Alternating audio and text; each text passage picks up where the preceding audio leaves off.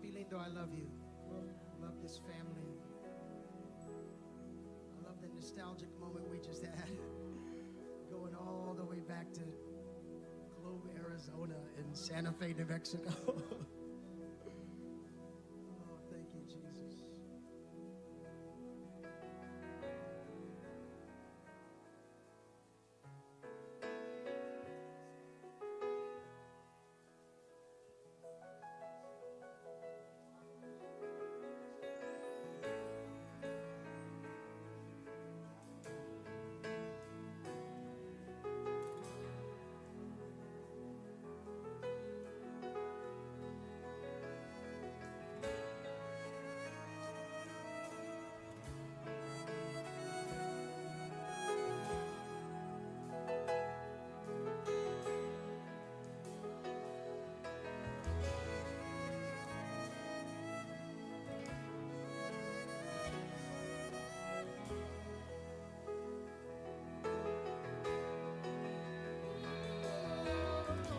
Mi Dios, cuán grande eres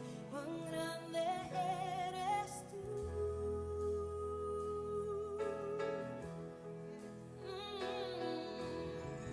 Mi Dios, cuán grande eres tú. Keep this Spanish flow going. Mi Dios, mi Dios, mi Dios, cuán grande eres, cuán grande eres tú. Cuán grande Mi Dios, cuán grande eres, cuán grande eres tú. The heavens are telling the earth how great you are. And we are responding to your love. The oceans are rising, rising and falling at your word. Ooh, and we are responding to your My love. God, how great you are. How great you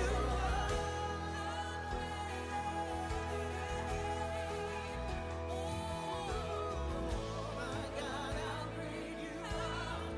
How great you Nobody like you in all the earth. How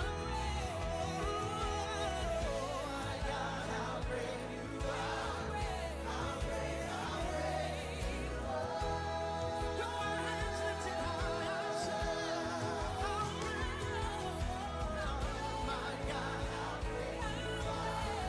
How great You are my deliverer, and you are my deliverer. I call on your name. You reach out and save me, and you are my deliverer. You are my deliverer. I trust in your heart. You're a faithful, faithful God. My God, how great you are. How great you are.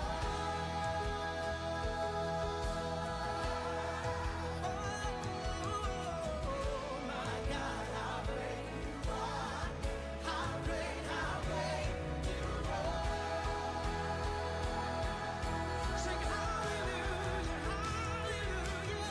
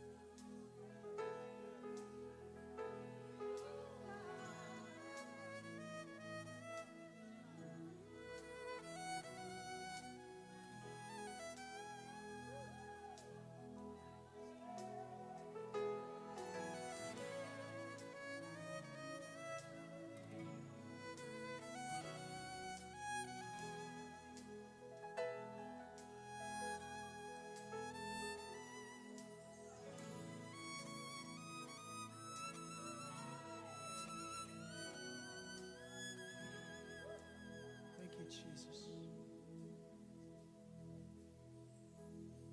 So be glorified.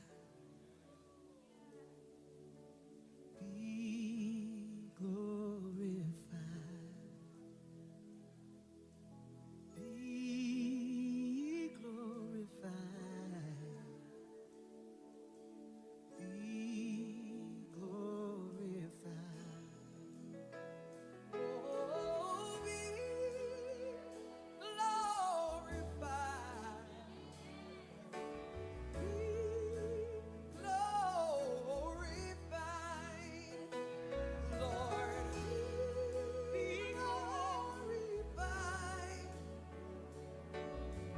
Be glorified. I remember when I first started leading worship, I was 19. And I was the drummer. Carla and I was the drummer in our worship team. I enjoyed being the drummer in our worship team. I just had enough responsibility to hold it together. The pastor called me on a Wednesday morning. He said, hey, I want you to consider being our worship leader. And I said, I'll pray about it. You know, I didn't want to say no right out, but Dr. Mike made it, and I said, I'll pray about it. He said, great, pray hard and pray fast, because you start tonight.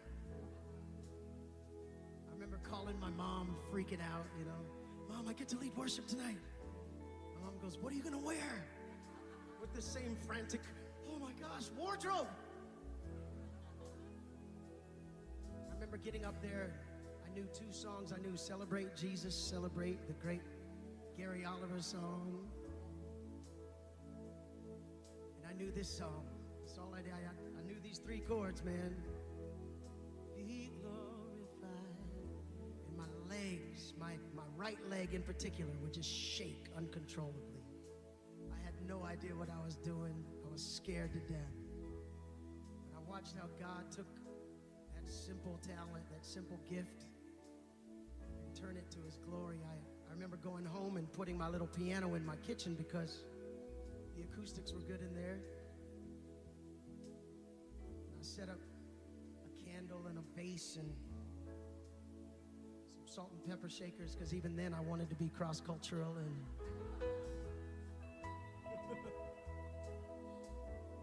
and my simple prayer 30 years ago, 30 years ago, was the prayer I pray every day when I sit down at a keyboard, or when I sit and pick up a guitar, or get on Worship Wednesday and try to encourage people. My prayer is, God, if this is what you've called me to,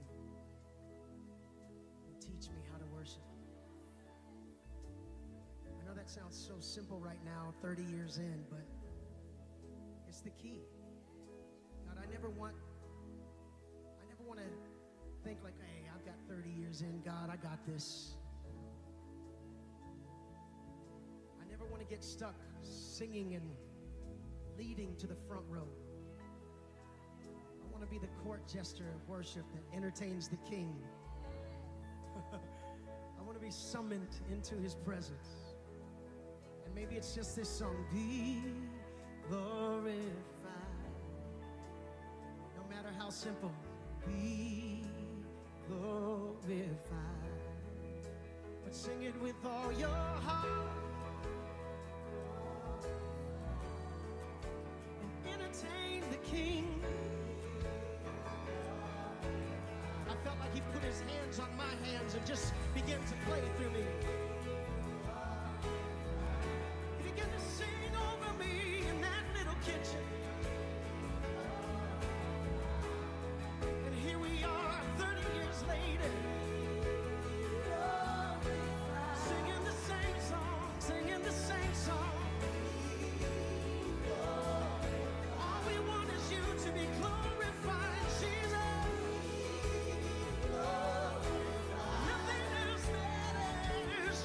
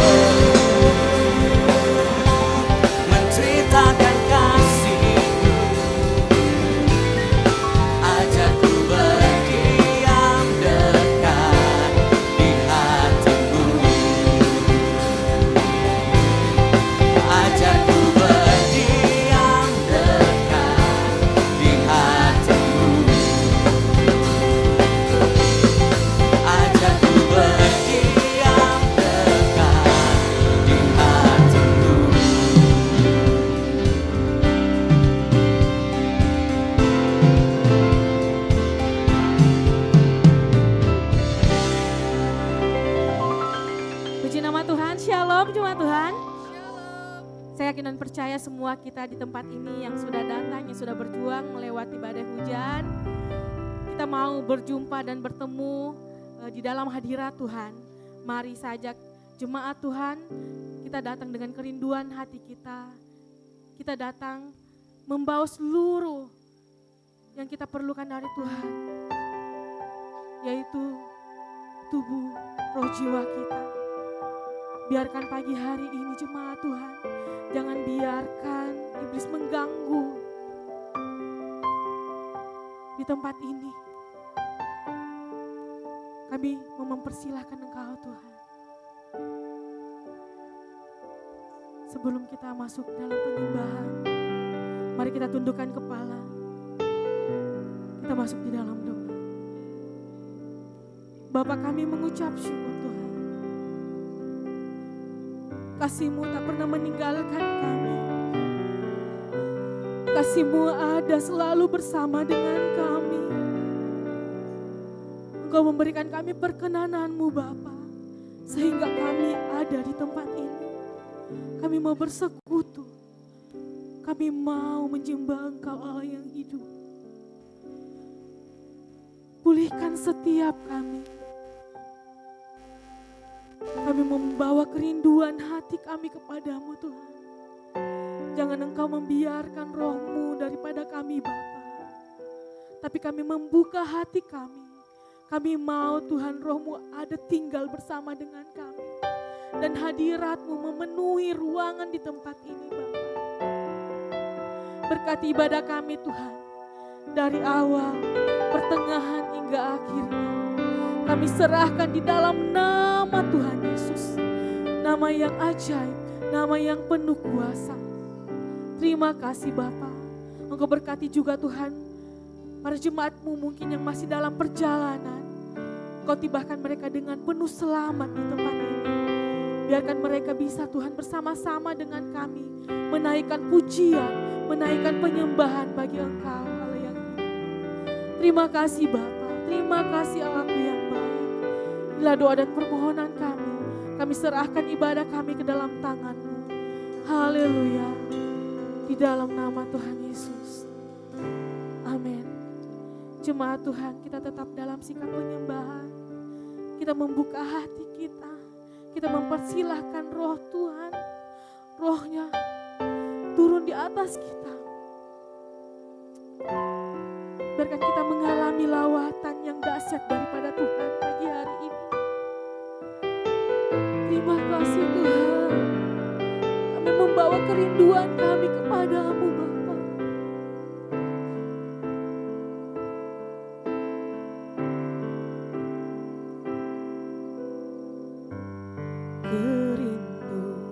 Kerinduanku datang padamu. Allah mulia mawar syaro ku cinta.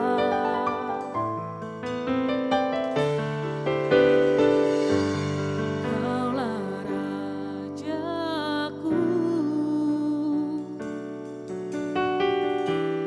dan sahabatku, terindah, termanis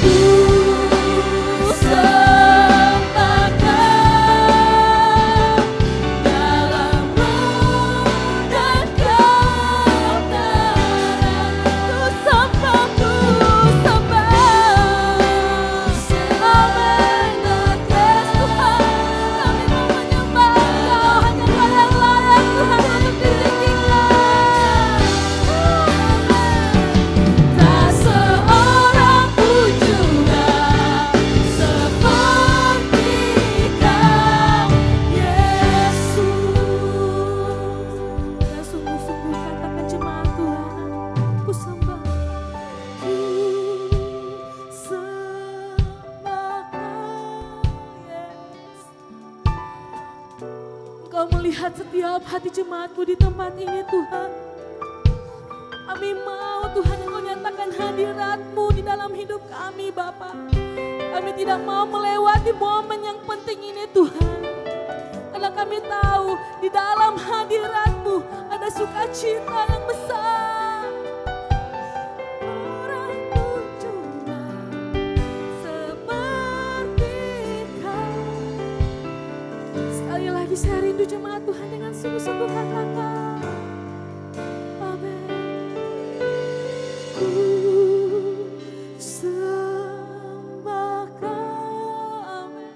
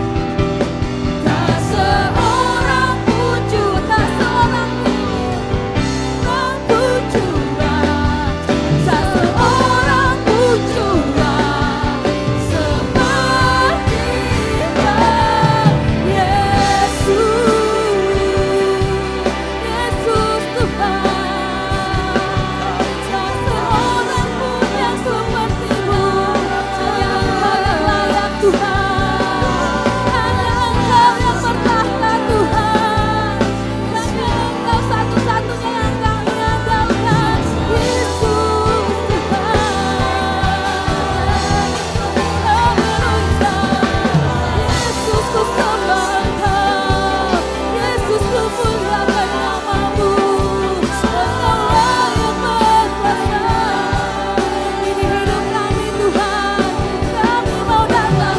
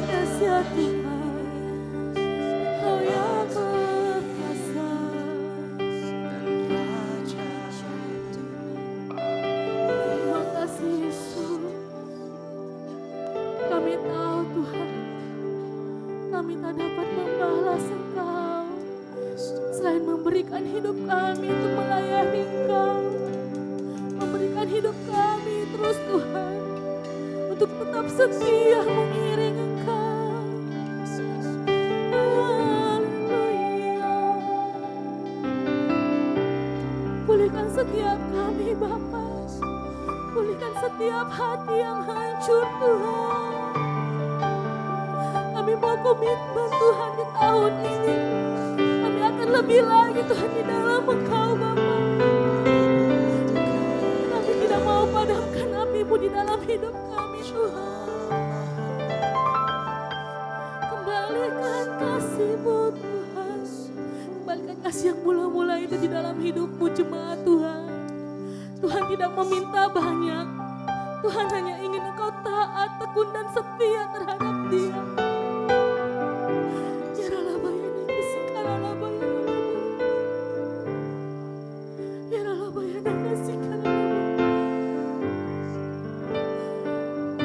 Dalam hadirat-Mu ada sukacita Tuhan.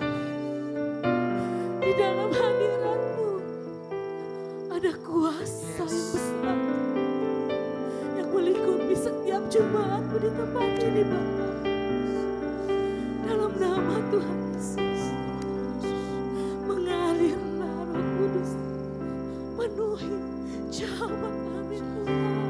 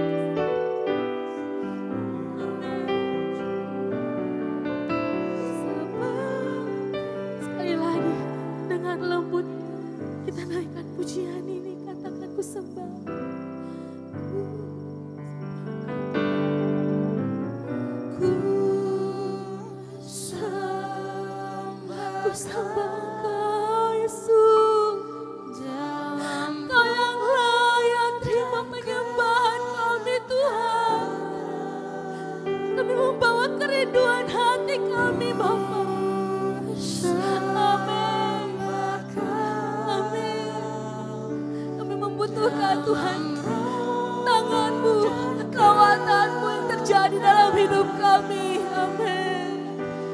Tak seorang pun juga seperti Kau, Yesus. Dengan sungguh-sungguh katakan ku sembah.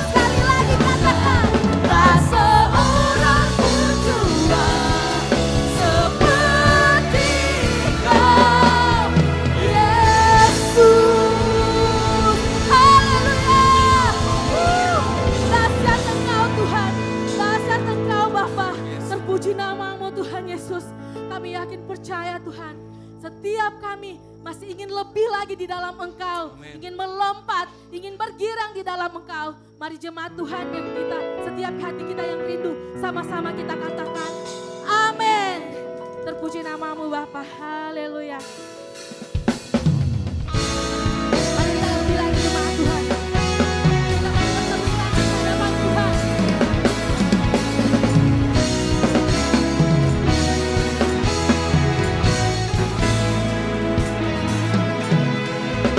Harapan kemuliaan-Mu, ku datang menyembah-Mu, membawa hatiku, membawa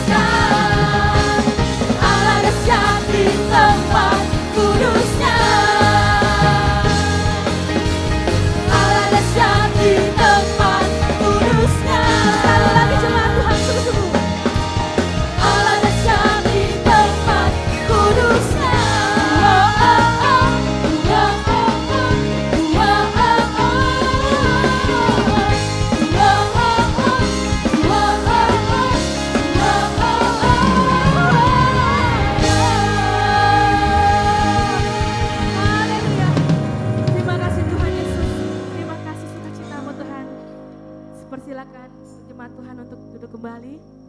Kita akan mendengarkan pembacaan katekismus pada minggu ini. Yang bertugas dipersilakan.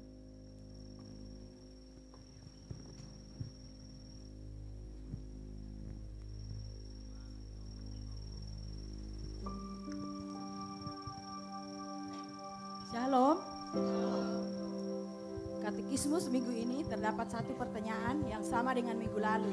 Pertanyaannya akan saya bacakan dan jawaban akan kita baca bersama-sama.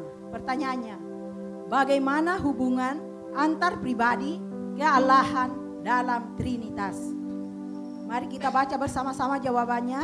3, 2, 1. Hubungan Roh dengan Bapa, terdapat beberapa sebutan yang mengungkap relasi antara Roh dengan Bapa, antara lain Roh Kudus adalah Roh Bapa. Roh Kudus adalah Roh yang membangkitkan Yesus dari kematian. Roh Allah yang hidup, Roh Tuhan yang berdaulat atau berkuasa. Demikian katekismus minggu ini. Tuhan Yesus memberkati.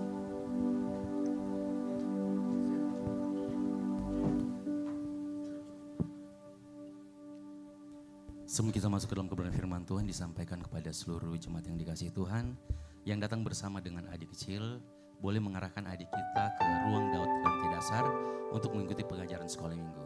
Terima kasih. Mari kita siapkan hati kita pagi hari ini. Kau sumber kekuatan kami Tuhan. Kau yang membawa kami sejauh ini Tuhan, terus melangkah melewati badai hidup Tuhan. Kami percaya ada tangan Tuhan yang perkasa yang memegang setiap kami Tuhan. Kami mau katakan terima kasih. Terima kasih Yesus. Kau sumber kekuatan kami.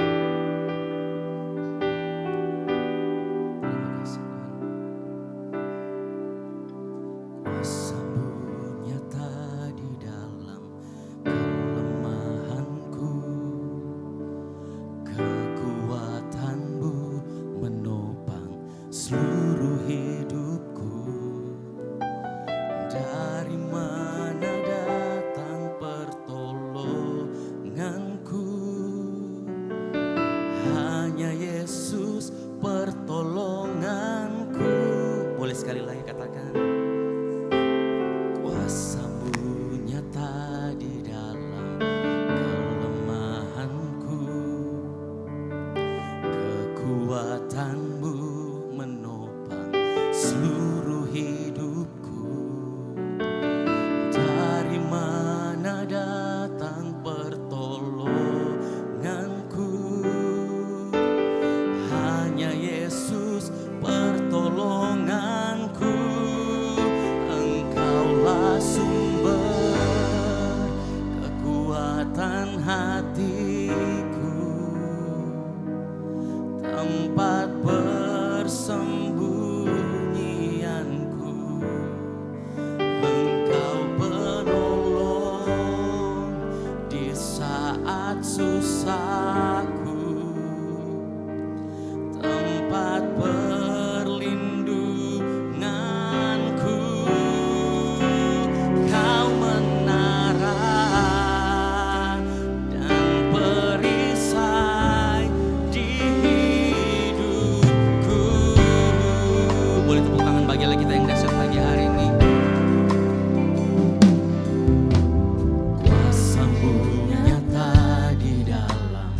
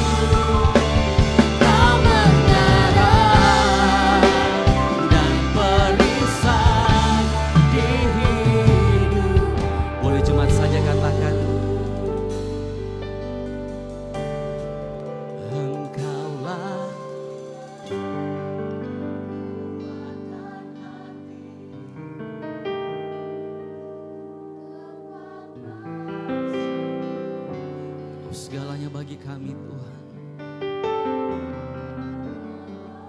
Kau yang ada setiap waktu dalam kehidupan kami Tuhan.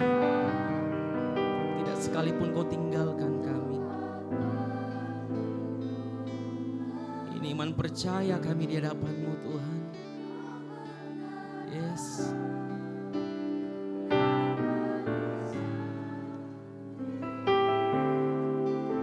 Boleh sekali lagi katakan pujian ini dengan lembut sambil kita bangkit berdiri bersama-sama.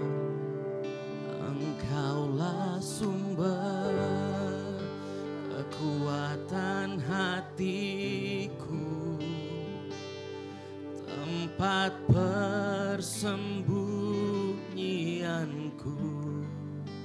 Engkau penolong di saat susahku, tempat perlindunganku. Kau menara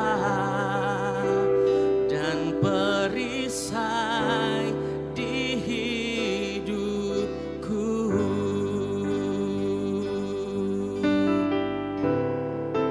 Engkaulah. Seberapa kali Tuhan menolong kita, seberapa banyak Tuhan membawa kita, seberapa jauh langkah kita terus melangkah bersama dengan Tuhan. Yakin dan percaya bahwa Dia Allah yang setia dalam kehidupan kita. Berulang kali kami jatuh Tuhan, tapi Engkau setia dalam kehidupan kami Tuhan. Kami bersyukur Tuhan. Kau menara dan perisai di hidupku. Ini iman percaya kami di hadapan-Mu Tuhan. Engkaulah sumber kekuatan hatiku, tempat persembunyianku. Engkau penolong di saat susahku,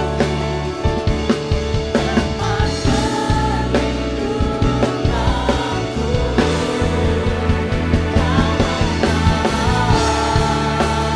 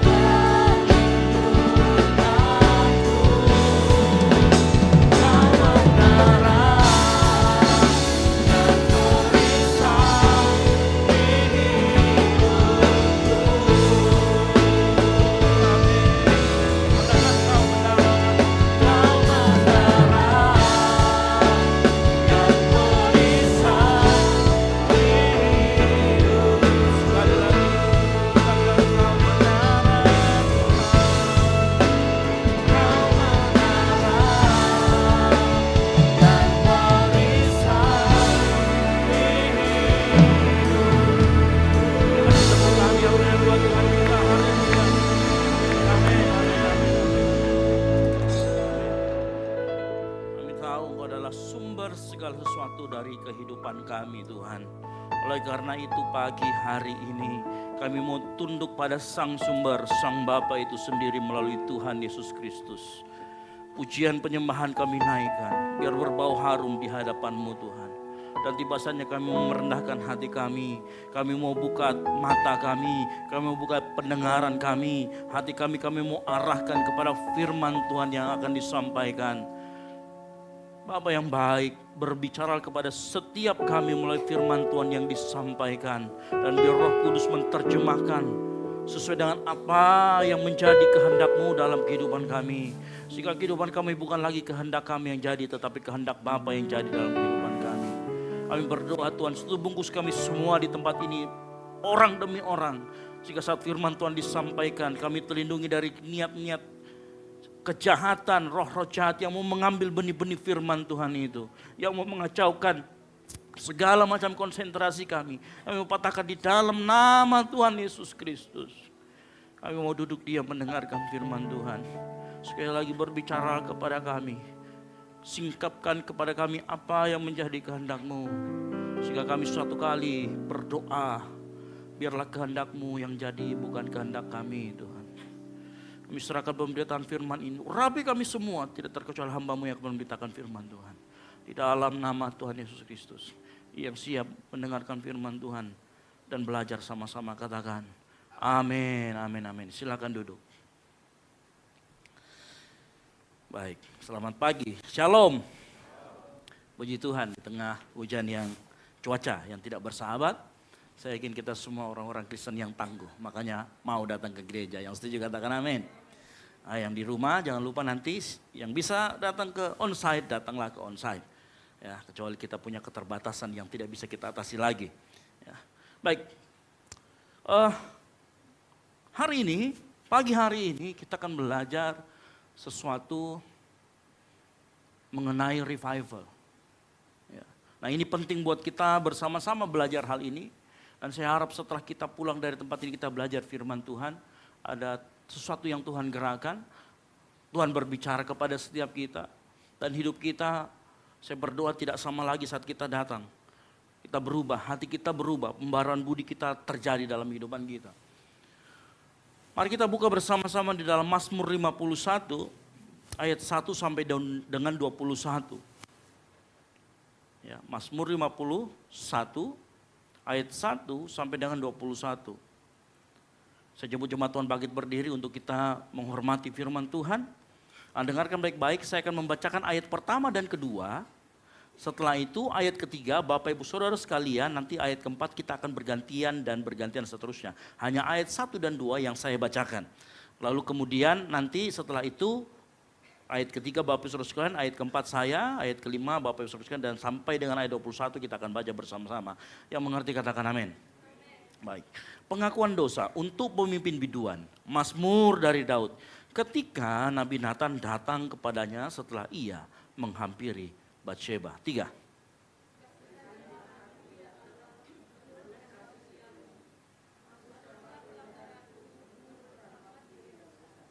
Bersihkanlah aku seluruhnya dari kesalahanku dan tahirkanlah aku dari dosaku. 5.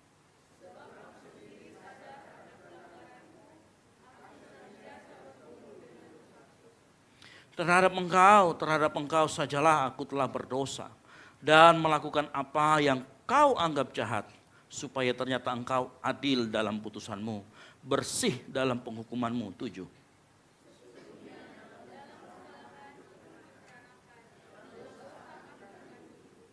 Sesungguhnya engkau berkenan akan kebenaran dalam batin, dan dengan diam-diam engkau memberitahukan hikmat kepadaku. 9.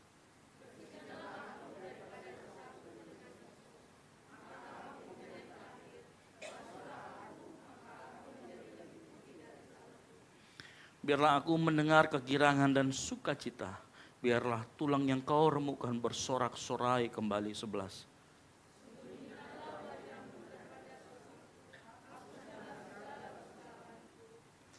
Jadikanlah hatiku tahir ya Allah, dan perbaulah batinku dengan roh yang teguh. 13.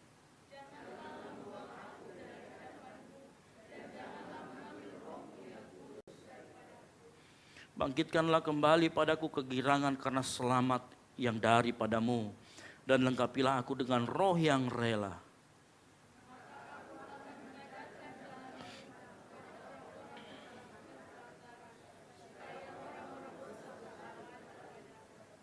Lepaskanlah aku dari hutang darah ya Allah, keselamatanku, maka lidahku akan bersorak-sorai memberitakan keadilanmu.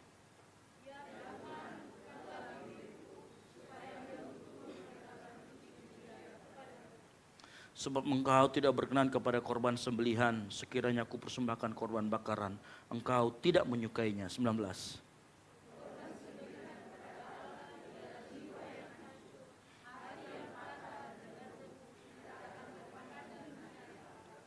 Lakukanlah kebaikan kepada Sion menurut kerelaan hatimu. Bangunkanlah tembok-tembok Yerusalem. Sama-sama 3, 2, 1. Maka engkau akan berkenan kepada korban yang benar, korban bakaran dan korban yang terbakar seluruhnya. Maka orang akan mengorbankan lembu jantan di atas mezbahmu. Amin, amin. Silakan duduk. Berbagai orang yang membaca, merenungkan, dan melakukan firman Tuhan. Sebelum saya membahas ayat ini, minggu lalu kita belajar apa itu revival dan bagaimana kita sebagai gereja Tuhan harus membuka diri terhadap revival itu. Nah, minggu lalu kita belajar bahwa revival itu inisiatif Tuhan. Tetapi bagian kita adalah bagaimana hati kita arahkan kepada posisi yang rendah. Makanya kemarin kita belajar dalam menerima revival, gereja Tuhan harus memiliki kerendahan hati. Yang setuju katakan amin. Dan kita sudah belajar itu minggu lalu. Karena kerendahan hati itu memastikan, ingat ya, waktu revival terjadi selalu ada kehendak Tuhan yang dinyatakan. Dan setiap kehendak Tuhan yang dinyatakan, dia akan berbenturan dengan kehendak kita. Dan pada saat kita memiliki kerendahan hati, maka apa yang terjadi? Kita bisa tunduk, kita bisa berserah kepada kehendak Tuhan. Karena kita memiliki kerendahan hati. Dan kemarin saya katakan minggu lalu, bahwa revival itu bukan tanda dunia semakin baik, betul ya? Revival adalah sebenarnya inisiatif Tuhan untuk kemudian memurnikan gerejanya, yaitu engkau dan saya.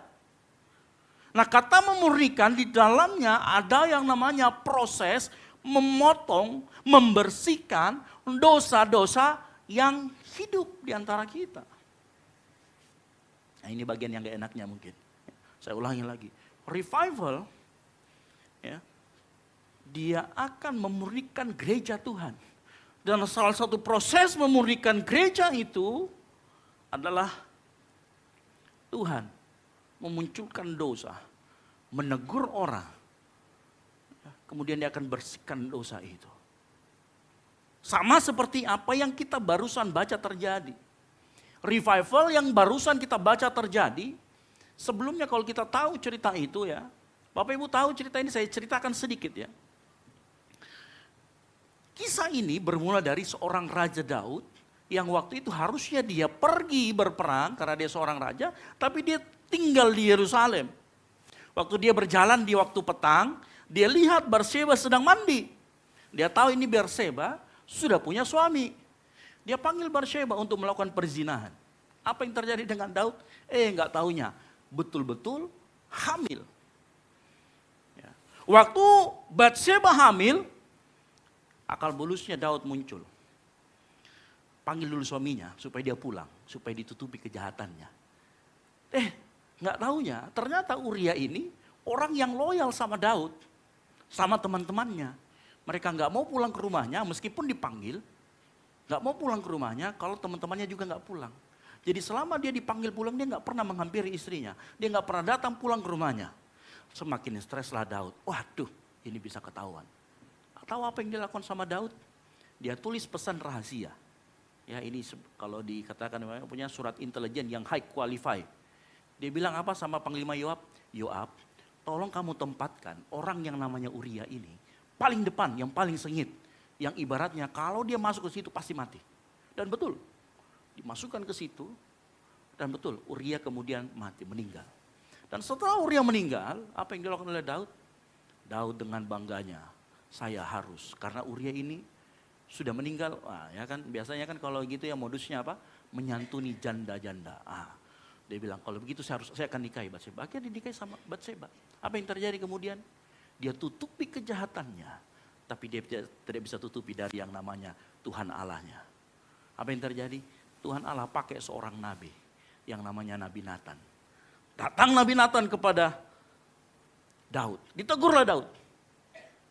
Daud dipakai perumpamaan. Dan kemudian Daud marah dengan perumpamaan yang disampaikan oleh Nabi Nathan. Setelah itu apa yang terjadi? Siapa orang itu? Kalau ada segera bawa ke sini, kita hukum. Dengan kagetnya Nabi Daud, waktu didengar siapa orangnya, Nathan ngomong, orangnya adalah engkau sendiri. Apa yang terjadi dengan Daud? Daud tertegur. Daud kemudian mengalami yang namanya revival. Itu revival yang dialami Daud karena dia ditegur. Dan tahu tidak, pada saat Daud melakukan itu dan ditegur oleh Nabi Nathan, disitulah Daud akhirnya sadar bahwa pelanggarannya itu serius dan membawa konsekuensi yang tragis buat keluarga, bahkan satu bangsa. Dan dari sejarah Israel, inilah salah satu masa di mana Israel memasuki masa kelamnya. Tapi perhatikan, Daud mengalami revival. Apa itu revival? Kita sudah bilang, Daud mengalami pemurnian dari Tuhan. Nah, menariknya begini. Pagi hari ini kita akan belajar bagaimana Daud memiliki sikap hati yang baik, sikap hati yang seperti apa, sehingga pada saat dia menerima teguran dari Nabi Nathan, dia bisa melakukan beberapa respon, bahkan arah hatinya cenderung benar. Nah, ini yang kita akan pelajari pagi hari ini. Kita perlu bersikap seperti Daud, yang pada saat revival terjadi, pada saat ternyata revival itu ada teguran Tuhan di dalamnya, Daud gak lari. Nah, mengapa kita perlu belajar seperti ini? Saya mau kasih tahu. Saya kasih tahu, revival selalu akan ada kehendak Tuhan. Kehendak Tuhan adalah memurnikan gerejanya. Saat gereja Tuhan dimurnikan, berarti ada dosa-dosa yang akan disingkapkan, akan ada dosa-dosa yang kemudian ditegur oleh Tuhan. Ya. Dan kalau kita jujur, kalau kita tidak punya kesiapan hati, maka kita bisa lewat. Kita bisa terjadi seperti apa yang terjadi dengan Saul. Ya. Karena Bapak Ibu begini ya, dalam revival kan ada nubuatan. Orang biasanya, kalau nubuatannya kamu akan diberkati Tuhan, kamu akan pergi ke Israel tahun ini di bulan 4. Coba tanya begitu, kalau kita dapat begitu, misalnya biasanya kan orang-orang Nigeria ya, datang ke sini bernubuat. Saya mau tanya, kalau kita lagi di nubuatan begitu, kira-kira langsung amin atau tidak? Langsung amin, kenapa? Karena menyenangkan hati kita, nggak cek-cek dulu itu. Tapi coba nubuatannya, berhenti kau dari dosamu. Wah, itu langsung bilang, pendeta ini kita pergi cross check dulu sama pendeta yang 5 lagi di sana. Dikelilingi nih, 1 bulan dikelilingi 5 gereja. Cross check, ternyata 2 yang bilang sama, 3 yang tidak. Bingung nih. Kenapa? Karena ternyata seringkali kita lebih siap kepada nubuatan yang menyenangkan hati ketimbang nubuatan yang menyingkapkan dosa, betul atau tidak? Makanya kita perlu belajar sikap hatinya bagaimana. Dan saya nggak perlu ajari sikap hati kalau kita menerima nubuatan yang senang, betul tidak? Semuanya bisa, nggak perlu tanya Tuhan, nggak perlu tanya Roh Kudus. Langsung amin. Tapi coba, nubuatannya adalah nubuatan yang menegur kita. Nah, di sini biasanya disinilah orang Kristen sikap hatinya bermasalah. Makanya pagi hari ini, sebelum saya mulai lebih lanjut lagi, mari kita buka hati kita, telinga kita lebar-lebar. Supaya begini, pada saat kita firman Tuhan didengar, kita mengerti bagaimana harusnya sikap hati kita. Yang siap katakan amin. Nah, ini yang seringkali bermasalah. Nah, pagi hari ini saya tidak akan berikan poin demi poin, tapi saya akan menjadikan sebuah perenungan ini adalah sebuah alur yang baik. Sehingga kita bisa mengerti bagaimana sebenarnya sikap kita saat kita mendengar nubuatan, revival yang berupa teguran. Nah, saya akan mulai perenungan kita hari ini dengan sebuah quotes yang menarik begini. Hati yang siap di revival adalah hati yang orientasi atau arah ketakutannya benar. Saya mulai dengan kata-kata ini. Nah, pertanyaannya begini. Saya mulai lagi kemudian dengan pertanyaan yang kedua. Ya. Mengapa penting untuk membahas orientasi hati itu dari arah ketakutannya? Ya, Bapak Ibu tadi saya sudah jelaskan bahwa revival harus berujung kepada pertobatan. Nah, bagaimana kita bisa tahu kita ini bertobat atau arah hati kita benar kalau kita tidak pernah bercermin? Ya, kalau kan di bawah kan ada cermin tuh. Saya setiap kali lihat itu menarik kalau setiap buka CCTV di lorong. Selalu ada yang orang mau masuk ke gereja, pasti dia mampir ke situ. Dia mau pastikan rambutnya benar, betul atau tidak? Ya. Nah, pagi hari ini kita perlu tahu dan memeriksa arah ketakutan hati itu seperti cermin. Pada saat kita melihat arah ketakutan hati kita akan melihat nanti ke arah mana kita takutnya. Nah, orang yang orientasinya, yang hati yang siap di revival, Itu orang yang orientasi ketakutan arah hatinya, itu ketakutan yang benar. Karena Bapak Ibu dengar baik, ketakutan hati itu tidak pernah netral. Artinya begini, ketakutan selalu menunjukkan siapa yang paling kita hargai, ketakutan juga menunjukkan apa yang paling kita anggap penting dan paling berharga. Saya kasih contoh, kalau hati kita paling merindukan atau melekat pada jabatan, maka kita akan takut kehilangan jabatan. Betul atau tidak? Kalau hati kita melekat kepada harta, maka kekayaan atau reputasi, maka hati kita akan takut kehilangan reputasi. Sampai sini mengerti?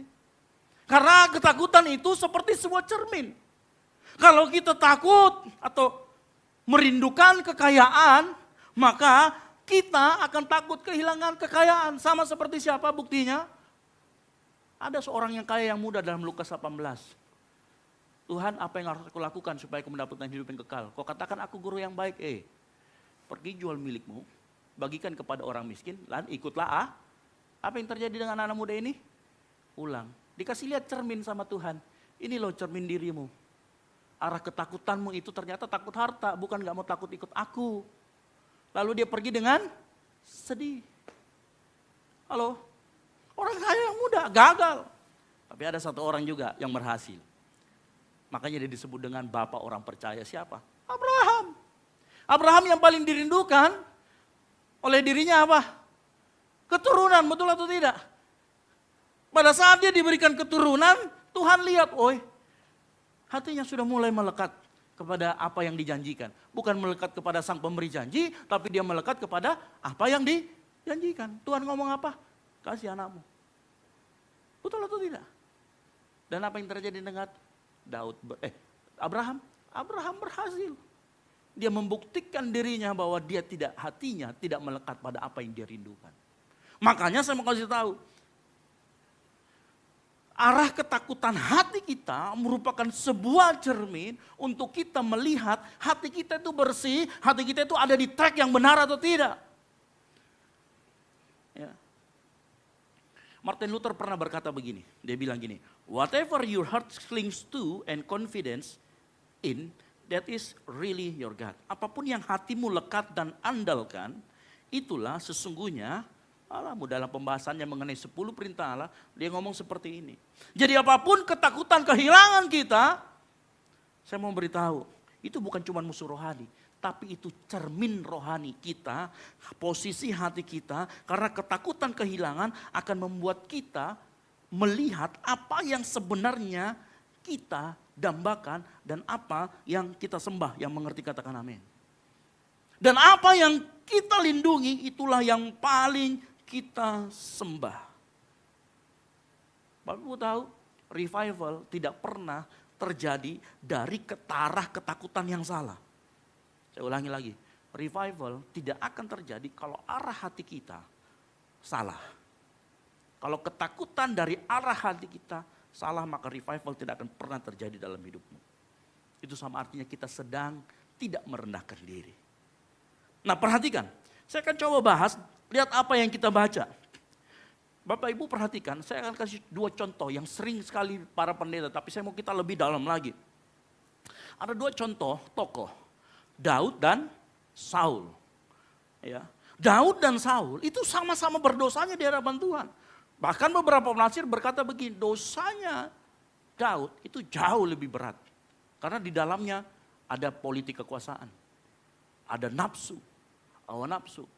Lengkap. Apa yang dilakukan Daud? Ada manipulasi, ada iri hati di sananya. Kenapa ya? Kenapa saya katakan iri hati? Gak tahan lihat wanita cakep gitu. Padahal istri-istri sebelumnya Daud itu sudah cantik-cantik. Ada tamak juga di sana. Lengkap, komplikasi. Kalau saya katakan dosa Daud ini komplikasi. Sudah tingkat parah. Dua-duanya sama-sama berdosa. Dan saya mau kasih tahu, dua-duanya sama-sama mengaku dosa. Ya bukan hanya dua-duanya berdosa, tapi dua-duanya sama-sama mengaku dosa. Tetapi Saul memiliki arah orientasi ketakutan yang berbeda dengan arah orientasi ketakutannya Daud. Makanya pada saat orientasinya salah, Cara mereka merespon juga salah. Cara mereka melihat apa itu dosa juga salah.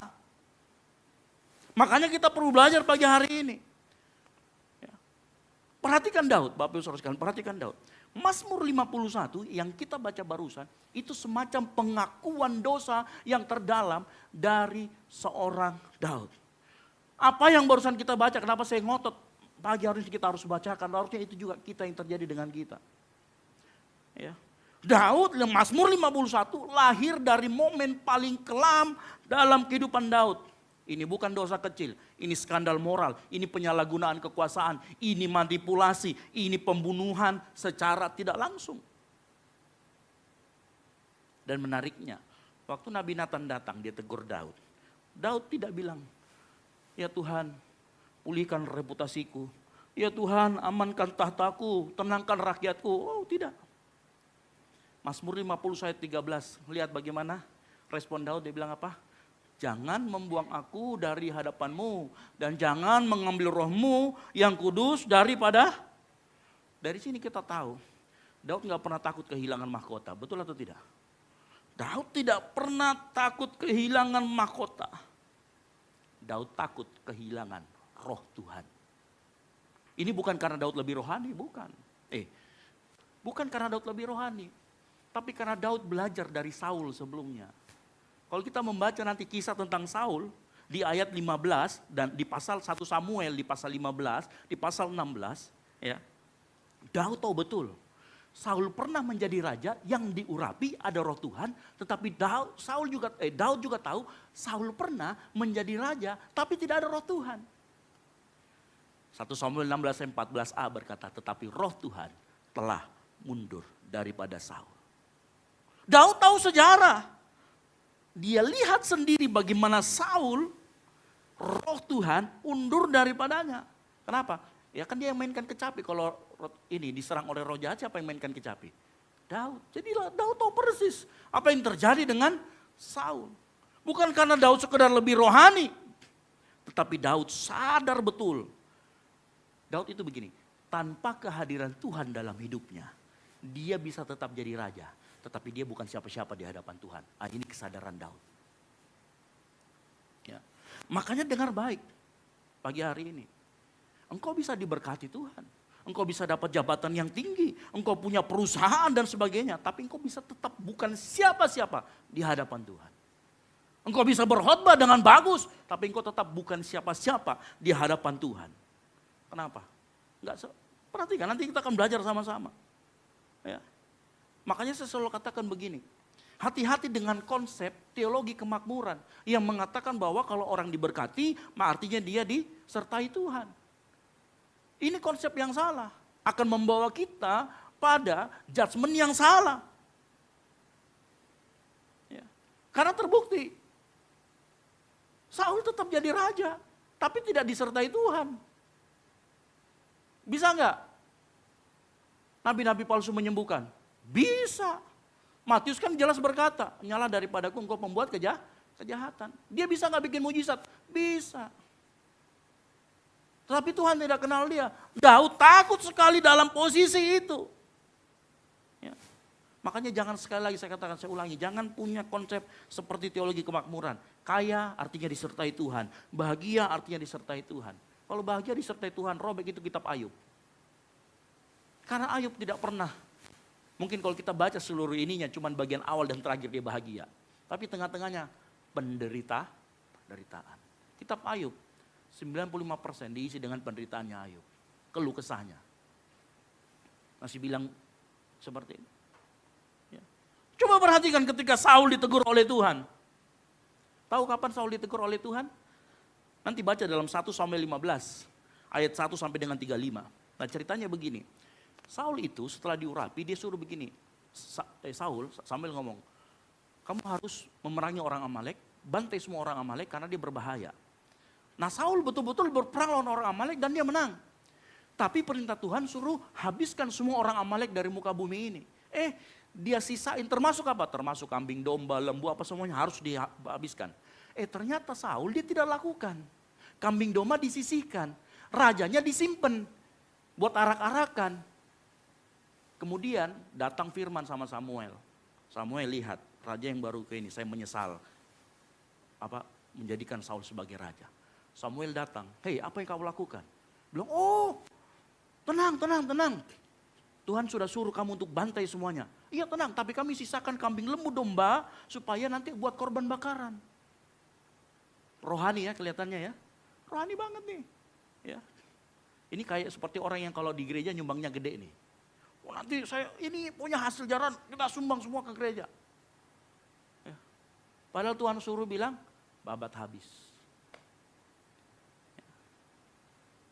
Apa yang terjadi? Tuhan ngomong mulai saat ini. Alasan lagi. Ini belum selesai ceritanya. Waktu Samuel sudah ngomong begitu, Saul ketakutan lagi. Karena apa? Dia takut di mata rakyatnya. Dia ngomong gini sama Samuel, janganlah pergi. Pandang dulu saya, jangan sampai martabatku jatuh di hadapan rakyat. Tinggal mau kau dulu, bantu kak dulu sebentar di sini. Ayo. Waktu Saul ditegur, orientasinya jelas. Saul bukan takut kehilangan Tuhan, tapi Saul takut kehilangan jabatannya. Ini yang paling jelas dari 1 Samuel 15, ini yang paling jelas ayatnya dikatakan. Ini ya, lihat perhatikan. Kata Saul kepada Samuel, aku telah berdosa. Sama-sama mengaku dosa loh. Sama-sama mengerti dosa. Tapi apa? Tunjukkan juga hormatmu kepadaku sekarang di depan para tua-tua bangsaku dan di depan orang Israel. Kembalilah bersama-sama dengan aku, maka aku akan sujud menyembah kepada Tuhan Allahmu. Saul juga mengaku dosa, tapi prioritasnya pencitraan di hadapan manusia. Ini Saul kalau zaman sekarang, dia punya buzzer banyak. Ini Saul kalau zaman sekarang, ya dia menguasai media sosial karena dia butuh pencitraan. Ya. Sebaliknya, Daud nggak berkata seperti Saul. Daud berkata, Tuhan, apakah engkau masih bersamaku? Kalau Saul berkata, Samuel jangan, nanti kehilangan kegagahanku. Jangan bikin kelihatan aku gagal. Apa yang dilakukan oleh Saul bukan sekedar kehilangan jabatan. Dia takut kehilangan validasinya. Saul takut kehilangan mahkota. Daud takut kehilangan hadirat Tuhan. Berbeda sekali arah ketakutannya. Makanya Saul tidak pernah betul-betul hancur. Saul defensif. Ia rasionalisasikan semua kesalahannya demi bait Allah, demi siapa. Cari-cari alasan. Bahkan di satu titik Saul itu dia menyalahkan rakyatnya. Karena rakyat ini sudah mendesak kepadaku, makanya aku harus melakukan. Tapi Daud waktu ditegur Nabi Nathan, dia tidak pertahankan, dia langsung turun dari tatanya, dia koyakkan jubahnya. Kemudian dia ambil kain hitam, dia berselubungkan. Waktu Daud ditegur, tidak ada kambing hitam. Bapak Ibu tahu kesimpulannya? Saul takut kehilangan apa yang dia pegang. Daud takut kehilangan siapa yang memegang dia. Beda sekali arah ketakutannya. Nah karena mereka mempunyai ke arah ketakutan yang berbeda, makanya cara mereka mendefinisikan dan memperlakukan dosa itu berbeda. Nah arah ketakutan hati itu akan menentukan cara kita melihat dan membereskan dosa-dosa kita. Karena Saul arah hatinya salah, maka Saul melihat dosa itu sebagai sebuah krisis manajemen. Oh ini harus ditutupi, krisis pencitraan. Tetapi Daud karena arah hatinya benar, dia melihat bahwa dosa adalah keretakan relasi dengan Tuhan, keretakan hubunganku dengan Tuhan. Daud sadar, Roh Allah bisa undur dan dia tetap bisa jadi raja. Sama seperti kita. Kita bisa tetap melayani, kita bisa tetap berkhotbah, kita bisa tetap menyumbang buat gereja. Tapi saya mau kasih tahu, bisa jadi roh Tuhan sudah hilang daripadamu. Ini yang berbahaya. Karena lama-kelamaan dia nggak akan bertahan. Kalau dalam pelayanan dia akan pelayanan suka-sukanya. Kalau dia jadi jemaat dia akan datang suka-sukanya ke gereja. Pas di gereja bukan dengarkan firman, malah main handphone dan lain sebagainya. Bisa, kenapa? Karena sebenarnya mungkin tidak ada arah ketakutan yang benar dalam diri kita. Roh Allah tidak berkuasa lagi, roh Allah tidak menegur lagi, atau bahkan sudah sering menegur tapi kita cuekin. Lama-kelamaan kita sadar, kita nggak akan sadar. Kita sering ke gereja tapi sudah nggak ada lagi hadirat Tuhan yang kita rasakan. Ya. Ini seperti Saul. Saul memperlakukan dosa seperti krisis yang harus ditangani. Bukan relasi. Kalau Daud melihat, dosa itu relasi yang harus dipulihkan. Tapi Saul tidak, dosa itu sesuatu yang harus dimanajerial. Ya. Makanya Saul waktu dia ditegur, yang dia pikirkan apa? Dampak sosialnya, akibat sosialnya, bukan akar rohaninya. Dia perbaiki make up-nya. Saul sibuk memikirkan nama baikku gimana, kepemimpinanku jatuh atau tidak, mahkotaku aman atau tidak. Itu tuh sama seperti orang yang kalau sudah jatuh dalam dosa, terus dia ngomong begini, tolong jangan bilang siapa-siapa ya, supaya saya tidak malu. Ya. Atau orang yang sudah lakukan dosa, ketahuan sama pendetanya, gak datang lagi besok tuh ke gereja. Karena takut. Ya. Kadang-kala orang berdosa itu bukan takut sama Tuhan, takut sama pendetanya. Halo?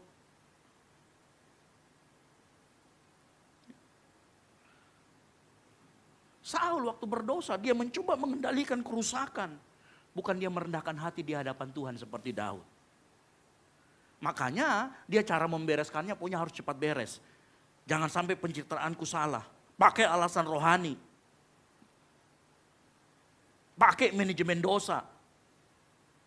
Makanya ini sangat berbahaya hari-hari ini. Kita lihat banyak sekali orang mengaku di dalam gereja, hidupnya pelayanan, berkhotbah, datang ke gereja, bisa 3 kali seminggu. Tapi hidupnya tidak pernah ada hadirat Tuhan, tidak pernah sebenarnya disertai Tuhan. Kenapa? Arah hatinya salah, cara melihat dosanya salah. Daud gak begitu, Daud betul-betul memperlakukan dosa sebagai sesuatu yang serius. Daud tahu betul dosa itu menghancurkan keintimannya dengan Tuhan. Makanya kalau kita baca nanti Mazmur 50, kalau kita baca ulang Mazmur 51 ya. Di ayat ketiga dia sudah ngomong, kasihani aku ya Allah. Dia ngomong lagi di ayat 6, terhadap engkau sajalah aku berdosa. Ini maksudnya bukan dia menghilangkan dosanya sama Uria sama Betseba, bukan. Tapi dia tahu apa yang dilakukan itu menyakiti hati Tuhan. Ya. Bapak Ibu, saya mau kasih tahu, saya kasih ilustrasi sedikit. Kenapa dosa? Kita harus melihat sebagaimana Daud melihat dosa itu. Siapa yang di sini pernah anak kecil? Ya semuanya pasti pernah mengalami anak kecil ya. Tiba-tiba mamanya itu ngomong begini, mama kita ya, atau siapa yang mamanya di sini ngomong gini. Isra, iya ma, tolong dulu belikan ini terasi di sana. Kalau tidak ada terasinya tidak jadi ini masakannya. Ya. Coba waktu itu, waktu kita disuruh begitu terus kita bilang gini, tidak mau ya mak, malas kak. Saya mau tanya, yang tidak jadi makanannya saja atau hubunganmu dengan mamamu yang rusak? Makanan tidak jadi dan sepanjang hari, ya kau bisa tidak makan, tidak dikasih makan sama mamamu, betul tidak? Kenapa? Karena pada saat kita melanggar, bukan hanya masakannya yang tidak jadi, tetapi hubungan kita dengan orang tua kita juga jadi rusak. Nah Daud melihat bukan cuma sekedar masakan yang gak jadi. Daud melihat, oh ini masalah relasi, ini masalah hubungan saya sama Tuhan. Makanya dia ngomong, jangan ambil rohmu daripada aku tahu roh itu buat apa. Roh itu Tuhan taruh, Roh Kudus Tuhan taruh dalam hati kita supaya kita bisa berkomunikasi dengan Tuhan. Tuhan bisa berbicara langsung kepada kita yang mengerti, katakan amin. Daud tahu kalau itu diambil dari dirinya, dia bukan siapa-siapa. Mengerti perbedaannya? Ya. Daud sadar dia lakukan hal buruk. Makanya dia bilang begini, aku ini rusak dari dalam.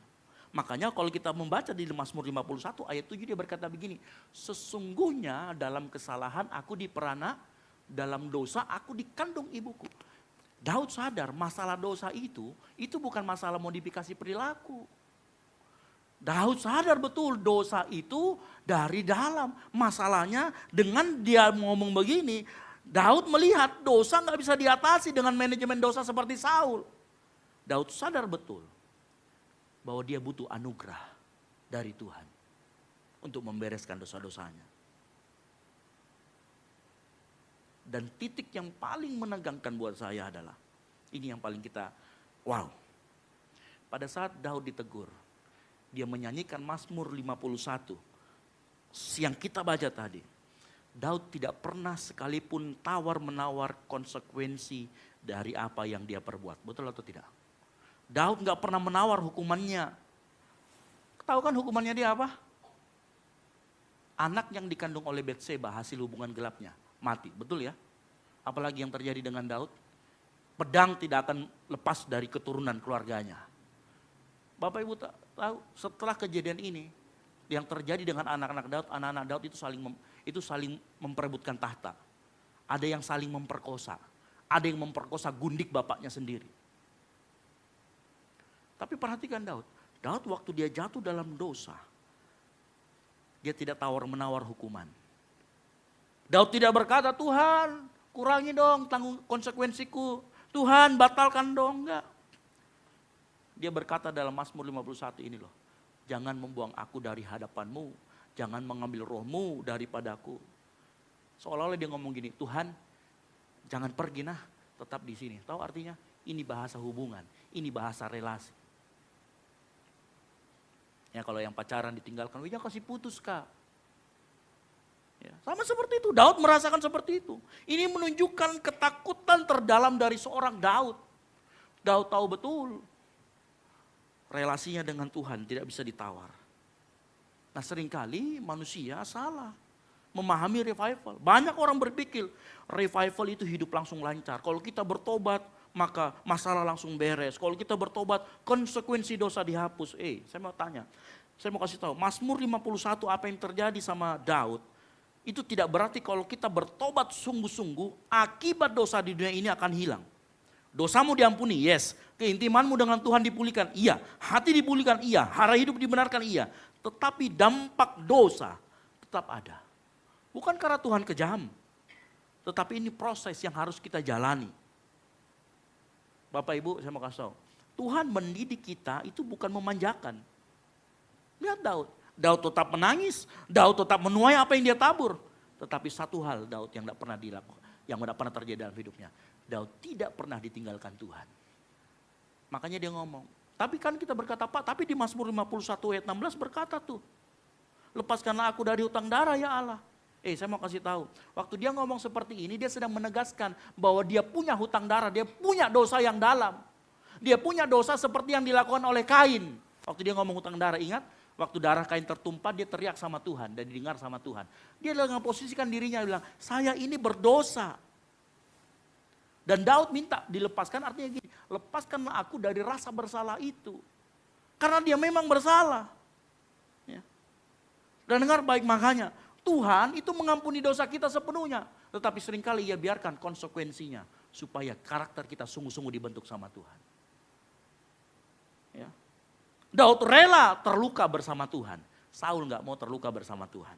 Daud seakan berkata hidupku boleh berantakan. Tetapi Tuhan tolong. Jangan engkau lari daripadaku, jangan tinggalkan aku. Makanya dengar baik ya, revival itu bukan hidup tanpa luka. Revival itu hidup boleh terluka, tetapi bersama dengan Tuhan. Makanya revival bukan hidup yang takut kehilangan Tuhan. Bukan kembali takut kehilangan Tuhan. Melainkan revival adalah hidup yang kembali takut kehilangan Tuhan. Bukan takut menanggung akibat. Halo. Saya ulangi tadi. Kenapa? Karena revival itu ada pertobatan. Pertobatan itu biasanya kita harus menanggung akibat. Nah revival itu takut betul-betul kehilangan Tuhan. Bukan takut menanggung akibat. Bapak Ibu dengar baik. Orang yang melihat, arah hatinya benar dan melihat dosa sebagai keretakan relasi yang hancur seperti Daud. Dia akan mudah hancur hati. Dia akan mudah bertobat. Dia akan fokus sama hadirat Tuhan. Dia lebih siap diproses. Atau kalau mau saya rangkum kata-katanya begini. Orang yang melihat dosa sebagai keretakan relasi itu lebih siap hatinya dalam menerima revival. Karena revival dimulai bukan saat kita pintar kelola dosa kita. Pintar kita sembunyikan. Tetapi saat kita mulai takut kehilangan relasi kita dengan Tuhan. Saya mau kasih tahu Bapak Ibu. Kita tidak mungkin di saat yang bersamaan hidup dengan dosa dan melakukan relasi dengan Tuhan. Tidak mungkin. Karena 1 Petrus 19 berkata, kuduslah kamu sebab aku kudus. Itu firman Tuhan yang ngomong. Ya. Makanya mulai sekarang orang yang melihat dosa sebagai keretakan relasi akan lebih siap hatinya menerima revival. Inilah yang dimaksud dengan persiapan hati menerima revival. Nah mungkin kita bertanya begini. Saya tahu ini sekedar main apologetika ya. Supaya kita bisa ngerti main. Kita bisa tahu hermeneutika kita benar. Mungkin kita yang berkata gini, Pak dalam 1 Yohanes 4 ayat 18a. Ini yang sering ya. Di dalam kasih tidak ada Tapi kok dari tadi Bapak ngomongnya tentang ketakutan. Apa maksudnya? Ya. Nah kalau kita baca dalam 1 Yohanes 4 ayat 18a, maka kita akan hanya dapat kasih, tidak akan ada ketakutan. Tapi ternyata kalau kita baca seterusnya, ada lanjutannya di sana. Kasih yang sempurna menyelapkan ketakutan, sebab ketakutan mengandung hukuman dan barang siapa takut ia tidak sempurna di dalam kasih. Berarti takut yang dimaksud dengan 1 Yohanes 4 ayat 18 adalah takut akan hukuman, bukan takut kehilangan Tuhan. Yang mengerti katakan amin. Jadi tetap ayat yang mengatakan takut akan Tuhan, itu betul-betul rasa takut, bukan cuma sekedar rasa hormat, betul-betul takut akan kehilangan Tuhan. Karena takut yang dimaksud dengan ini adalah takut akan hukuman. Jenisnya itu cuma itu yang dihilangkan oleh kasih. Karena dengar baik-baik Bapak Ibu, dengar baik-baik. Ayat di atas itu berbicara tentang ketakutan yang mengandung hukuman. Nah kalau kita belajar lebih dalam lagi, ternyata ada ketakutan lain yang lahirnya dari kasih. Contoh, siapa di sini yang sayang sekali sama orang tuanya dan berkata begini, saya tidak akan pernah sakiti orang tua saya karena saya sayang sekali sama dia. Bukankah itu ketakutan menyakiti orang tuanya, betul atau tidak? Nah takut seperti ini adalah takut yang diciptakan, dihasilkan oleh kasih. Ketakutan ini membuat aku gak mau nyakiti Tuhan. Aku gak mau kehilangan hadiratnya. Aku gak mau relasiku dengan Tuhan rusak. Dan Bapak tahu, ketakutan yang seperti ini itu ketakutan anak, bukan ketakutan budak. Kalau budak takut apa? Takut dihukum. Tapi karena engkau adalah anak, makanya kita harus berkata, aku takut menyakiti hati Bapakku di surga. Inilah takut yang diciptakan oleh kasih itu sendiri. Dan inilah takut yang dimiliki oleh Daud. Makanya Daud waktu dia menerima revival, dia betul-betul terima itu dengan kerendahan hati. Dan dia karena arah hatinya benar, takutnya kepada Allah itu benar, dia takut kehilangan relasinya dengan Allah. Makanya dia berani hancur hati. Dia melihat, aduh, ternyata hubunganku dengan Tuhanlah yang rusak.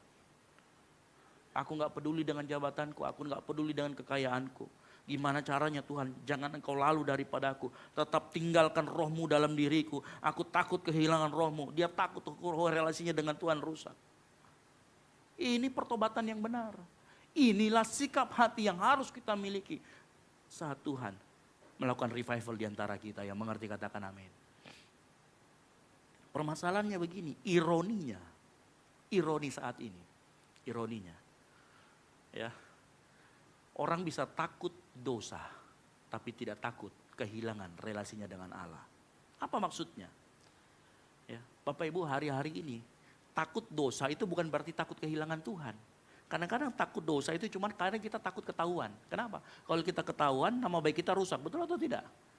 Ternyata kita seringkali takut sama dosa, bukan takut sama kehilangan relasi sama Tuhan. Karena kita takut konsekuensinya, tanggung jawabnya, takut reputasi rusak, takut kehilangan harta, takut kehilangan perusahaan, takut dinilai nggak rohani. Orang bisa seperti ini, makanya orang bisa datang ke gereja tapi nggak punya hubungan sama Tuhan. Ya. Jadi yang ditakuti bukan dosa yang merusak relasi, tetapi yang ditakuti adalah dampak dari dosanya, konsekuensinya di dalam dunia. Nah hati-hati yang seperti ini, hati-hati yang tidak siap menerima revival.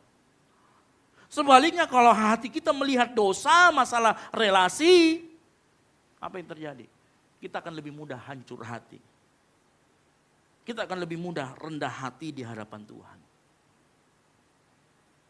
Makanya hari-hari ini kalau orang ketahuan dosanya, dia tuh pasti gak datang ke gereja lagi tuh. Dia menghindari gereja. Karena ternyata orang-orang yang seperti ini hatinya tidak siap untuk di revival.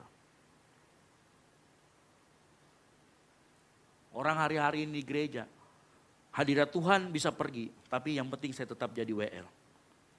Doa kering, ibadah hampa, tetapi yang penting hidup saya jalan terus. Berkat mengalir. Relasi Tuhan dengan Tuhan retak, yang penting saya tetap pelayanan 3 kali seminggu. Bahasa kasarnya gini, oh yang penting saya tetap muncul di gereja. Tuhan boleh tidak terasa. Oh yang penting saya datang saja ke gereja pelayanan. Permasalahan merasakan hadirat Tuhan itu belakangan. Bapak Ibu tahu ini aktif rohani. Tapi sebenarnya tidak ada sama sekali Tuhan di dalamnya.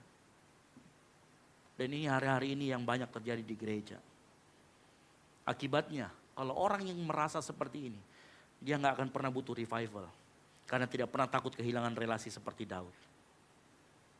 Revival justru hadir saat hati kita betul-betul punya arah ketakutan yang benar seperti Daud. Daud berkata, Tuhan, aku tidak bisa hidup tanpa Engkau. Mungkin aku masih kelihatan jadi raja, tapi aku gak mau itu. Tuhan, aku boleh berantakan, tapi tolong Tuhan, jangan pernah tinggalkan aku. Itu doa Daud. Karena yang ditakutkan Daud adalah revival. Takut kehilangan relasi dengan Tuhan. Bapak Ibu tahu, saya mau menaikkan sedikit standar kita mengenai revival. Revival tidak dimulai saat seorang berbicara mengenai berhenti berbuat dosa. Bisa saja engkau sedang tidak berdosa atau tidak hidup dalam dosa. Tapi sebenarnya engkau kehilangan relasi sama Tuhan. Itu juga lebih berbahaya. Bisa saja kita nggak ngapa-ngapain, kita nggak dosa membunuh, kita nggak dosa ngapa-ngapain, hidup kita baik-baik saja. Tapi ternyata kita tidak punya rasa takut kehilangan keintiman dengan Tuhan. Dan ini yang hari ini terjadi. Satu hal lagi saya mau sampaikan mengenai seorang Daud. Bapak Ibu tahu dalam Kisah Para Rasul 13 ayat 22 dan kita hubungkan ini dengan Injil. Kisah Para Rasul 13 ayat 22 dia berkata begini. Setelah Saul disingkirkan, Allah mengangkat Daud menjadi raja mereka. Tentang Daud Allah telah menyatakan, aku telah mendapatkan siapa? Daud bin Isai. Perhatikan kata, seorang yang berkenan di hatiku dan yang melakukan segala kehendakku. Seorang yang berkenan di hatiku, kalau dalam bahasa Inggrisnya itu dia berkata begini, a man after my own heart. Tahu apa artinya kata itu kalau kita terjemahkan lurus-lurus?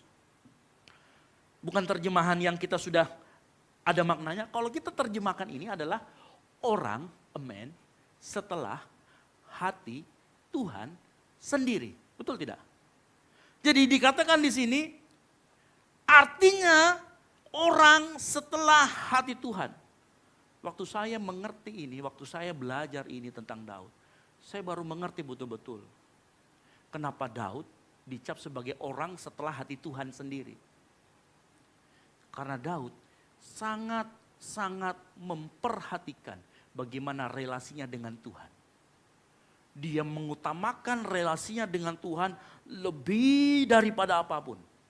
Dan bukankah Yesus Kristus juga punya kekhawatiran, punya konsentrasi yang lebih tentang bagaimana hubungan kita dengan Bapa. Kenapa? Kalau dia tidak perhatikan hubungan kita dengan Bapa, dia gak mau turun datang ke dunia, selamatkan kau dan saya. Tapi karena dia memiliki concern yang sama, dia memiliki ciri khas yang sama seperti Daud. Daud memperdulikan bagaimana relasinya. Yesus memperdulikan relasimu dengan Bapa. Makanya dia turun berkorban buat kita semua. Daud sangat peduli dengan relasi dengan Tuhan. Dan bukankah Yesus mati di kayu salib? Karena dia mau relasi kita dengan Bapa dipulihkan. Dua-duanya sama concernnya. Makanya hatinya Daud gampang di revival. Saudara lihat benang merahnya Yesus Kristus dengan Daud? Melalui kematian Yesus, relasi kita dipulihkan. Itu artinya Tuhan sangat peduli dengan yang namanya relasi. Daud bisa melihat apa yang penting di hadapan Tuhan. Makanya disebut a man after my own heart. Dan Bapak Ibu sekalian dengar baik, para pemain musik saya panggil maju ke depan. Hari-hari ini Tuhan mencari Daud-Daud hal seperti ini. Dan saya berdoa Tuhan menemukan Daud-Daud itu di tempat ini. Di GBI Ukumene yang mengerti katakan amin. Bukan karena engkau lebih bersih. Tapi karena engkau takut kehilangan Tuhan. Lebih daripada apapun. Halo? Ya. Kesiapan hati akan revival. Dimulai saat seorang berkata, Tuhan tanpa engkau saya gak mau lanjut. Saul gak pernah bicara begitu. Daud berbicara itu, dia hancur hati. Karena dia apa? Dia lebih peduli sama relasinya dengan Tuhan ketimbang apapun juga. Dia tahu relasinya dengan Tuhan lah yang jauh lebih utama. Dia boleh kehilangan apapun. Tapi dia tidak mau kehilangan relasinya dengan Tuhan. Dan itulah yang Yesus lakukan untuk engkau dan saya di kayu salib. Dia memulihkan relasi kita dengan Bapa di surga.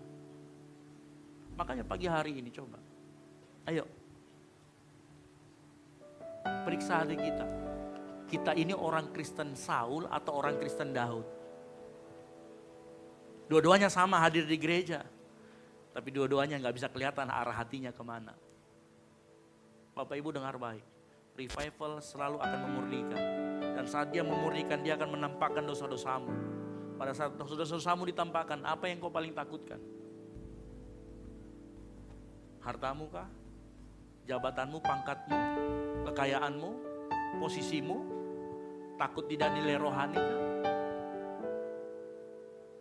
Atau apa? Saya berdoa kita semua di tempat ini seperti Daud. Yang berkata, Tuhan jangan ambil rohmu daripadaku. Aku gak mau Tuhan pelayanan tapi aku gak ada rohmu di dalamku. Mau gak kita bicara seperti itu? Tuhan aku gak mau, Tuhan aku cuma bisa khotbah tapi gak ada roh Tuhan dalam diriku. Rasa takut kehilangan relasi dengan Tuhan akan membuat engkau hancur hati di hadapan Tuhan. Saat Tuhan tegur kamu, waktu Tuhan menampakkan dosa-dosamu, saat hatimu tahu, aduh Tuhan, aku gak mau takut, relasiku hilang sama Engkau Tuhan. Ambil semuanya, tapi jangan ambil rohmu daripadaku. Saya berdoa di tempat ini lahir orang-orang Kristen seperti Daud, yang hatinya betul-betul siap untuk di revival. Yang mengerti katakan amin. Yang mau hatinya di revival katakan amin. Mulai pagi hari ini coba terus berkaca dalam diri kita. Apa yang paling kita takutkan? Apa yang paling kita khawatirkan kalau dosa kita ditampakkan? Coba dengar baik-baik. Kalau engkau masih takut tidak nilai rohani, engkau masih takut dijauhi, mungkin kita masih seperti Saul. Tapi kalau engkau berkata, aku gak peduli dengan itu semua. Aku akan tetap datang ke gereja meskipun orang bilangin saya dari belakang. Aku akan tetap datang terus ke hadirat Tuhan. Minta ampun sama Tuhan. Dan aku mohon supaya Tuhan tidak ambil rohnya daripada aku. Itu Daud yang Tuhan cari sekarang. Makanya suatu kali di dalam Mazmur ada nyanyian begini. Selain Kau tiada yang lain, hanya Kau milikku di surga. Sekalipun dagingku lemah, hatiku lelah tak berdaya. Katakan ku sembah Engkau, ku sembah Engkau, Allah yang berkuasa. Ku sanjung tinggi namamu di hidup Tuhan, tiada yang lain, hanya Kau satu di hati. Lagu ini ada di dalam Mazmur. Waktu saya cari tahu siapa yang karang lagu ini, ternyata bukan Daud. Tapi dimasukkan di dalam Mazmur. Tahu apa artinya? Waktu kita yakin Mazmur ini adalah pengilhaman dari Roh Kudus. Makanya Roh Kudus melalui lagu ini juga mau menyatakan, hei, yang harus engkau utamakan dalam hidupmu pada saat Tuhan menyingkapkan segala dosamu, bukan hartamu, bukan pangkat jabatanmu, tapi relasimu dengan Tuhan. Apa yang penting dalam hidupmu akan menunjukkan arah hatimu, ketakutanmu ada di mana. Makanya muncul lagu ini, Tuhan munculkan sebagai konfirmasi. Jadilah seperti Daud yang takut betul-betul kehilangan roh Tuhan. Yang takut kalau cuma datang ke gereja tapi dia gak merasakan apa-apa. Yang takut saat firman Tuhan diberitakan itu gak merubah hidupnya. Daud takut sekali seperti itu. Dan ini yang bisa merevival hati kita. Inilah kesiapan yang bisa kita lakukan untuk menyambut revival dari Tuhan. Yang mengerti katakan amin. Mari bangkit berdiri, kita nyanyikan pujian ini.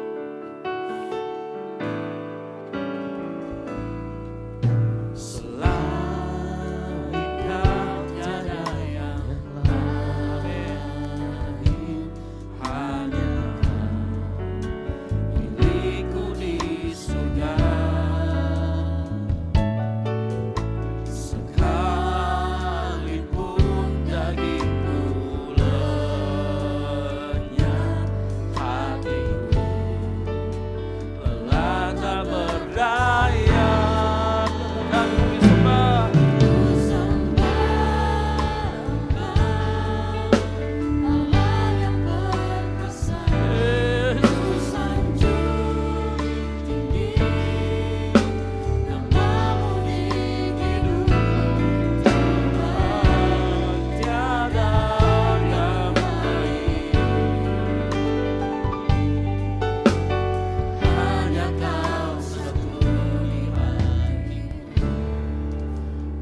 pagi hari ini. Mari coba lihat arah hatimu saat Tuhan ngomong, hentikan dosamu yang ini, hentikan dosamu yang ini. Saat itu disingkapkan apa yang menjadi ketakutan hati kita. Pagi hari ini kalau Tuhan ngomong, arah hatimu salah, maukah kita sama-sama bertobat di hadapan Tuhan? Mau kita sama-sama merendahkan diri di hadapan Tuhan. Kalau Tuhan tegur kita pagi hari ini bahwa arah hati kita salah selama ini, kita bukan takut kehilangan Tuhan, tapi kita takut kehilangan apa yang kita miliki. Kita gak pernah takut kehilangan siapa yang memegang kita. Kita takut kehilangan apa yang kita pegang. Coba pagi hari ini, mari dengan hati yang hancur datang di hadapan Tuhan. Kemana arah ketakutan kita? Dan Tuhan mau melalui lagu ini yang ditulis dalam Mazmur, Tuhan mau berkata, harusnya relasimu dengan Tuhan yang kau gak boleh kehilangan. Jangan pernah kehilangan suatu pun relasimu dengan Tuhan. Karena dengan begitu engkau bisa datang ke gereja tapi engkau bisa gak rasakan apa-apa. Engkau bisa ngasih persembahan paling besar di gereja tapi engkau gak akan merasakan sukacita. Engkau bisa pelayanan 3 kali, 6 kali, tapi engkau akan rasakan damai sukacita. Karena ternyata kita telah kehilangan roh Tuhan. Apakah hari ini Tuhan mau ingatkan kita semua, mari angkat kedua tanganmu, biar jemaat Tuhan saya nyanyikan pujian ini dengan sungguh-sungguh. Sama-sama katakan, selain kau tiada, kau milik. Yes. Sekalipun dagingku lemah, hatiku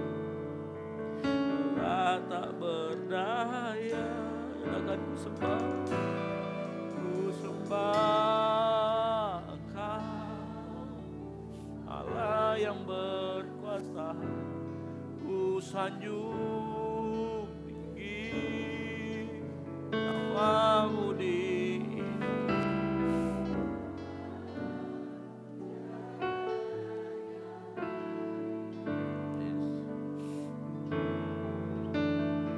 hanya Kau satu di. Angkat tanganmu, katakan, aku sembah Tuhan, ku sembah Allah yang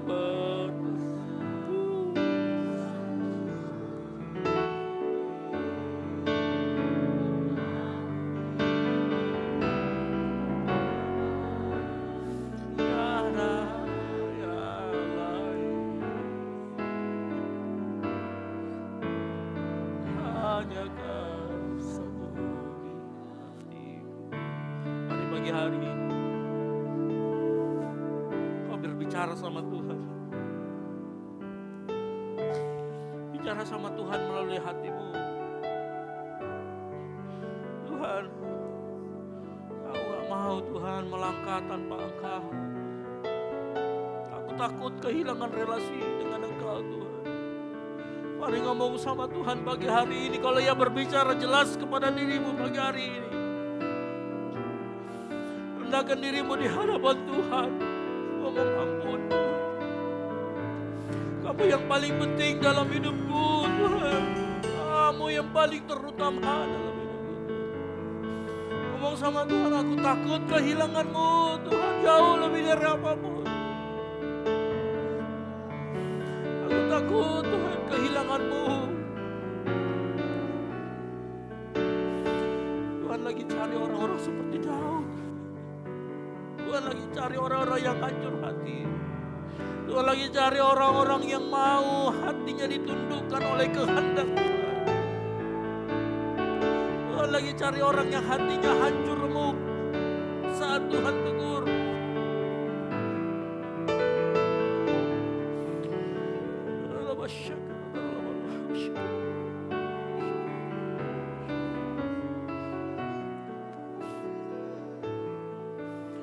memiliki ketakutan seperti seorang anak yang takut melukai hati bapaknya.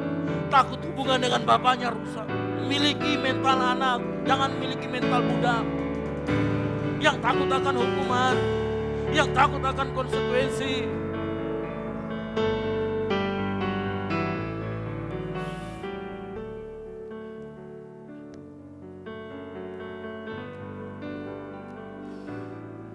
Hari ini Tuhan, lihat tangan-tangan yang terangkat Tuhan. Mereka yang mau berkomitmen, mereka yang takut kehilangan relasi dengan Engkau Tuhan. Berbicara Roh Kudus dalam hati mereka, tunjukkan bahwa Engkau berkenan kepada orang yang remuk hatinya di hadapan-Mu.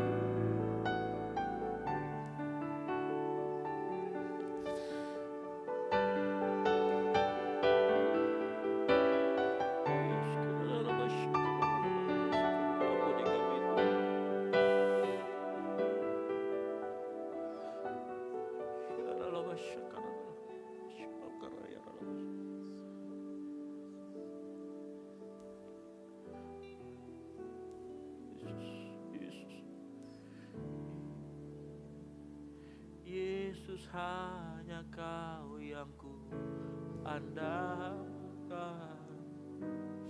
melebihi siapapun juga. Yesus, hanya Kau yang ku percaya di setiap yang ku andalkan selain Kau. Katakan Yesus, Yesus, hanya Kau yang ku andalkan. Amin. Melebihi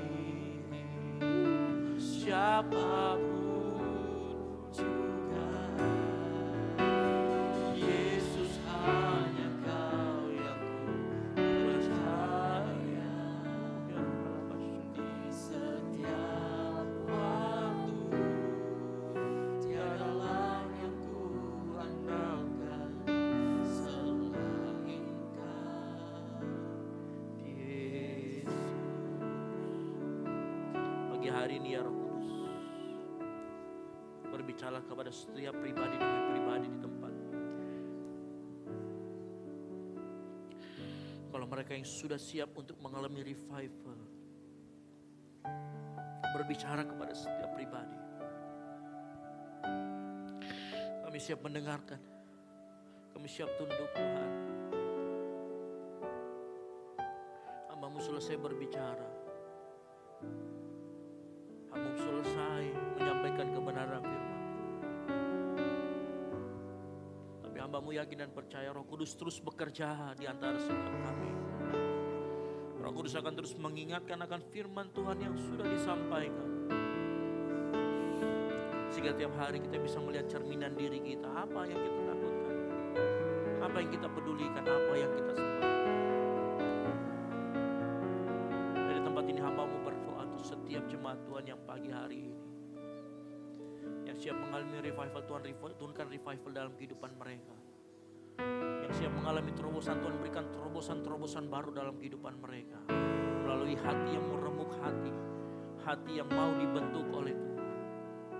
Kamu berdoa di tempat ini, kau banyak temui Kristen-Kristen yang seperti Daud, yang lebih takut kehilangan relasi dengan Tuhan, lebih daripada apapun juga. Hati yang remuk hancur Engkau berkenan Tuhan. Korban sembelihan hati yang hancur Engkau lihat Tuhan. Dan pagi hari ini hamba-Mu berdoa sekali lagi di dalam nama Tuhan Yesus Kristus. Turunkan revival terjadi di tempat ini Tuhan. Sehingga di tempat ini nama-Mu ditinggikan, nama-Mu dipermuliakan. Tidak ada nama lain. Biar orang datang ke tempat ini menikmati sukacita, menikmati anugerah dan hubungan yang intim dengan Tuhan. Bukan cuma sekedar datang, bukan cuma sekedar datang bertepuk tangan memuji, tapi betul-betul menikmati keintiman dengan Tuhan. Kamu berdoa di dalam nama Tuhan Yesus Kristus. Yang mau revival terima kejadian dalam hidupnya, sama-sama katakan Amin. Boleh kasih tepuk tangan kemuliaan buat nama Tuhan. Haleluya. Silakan duduk kembali.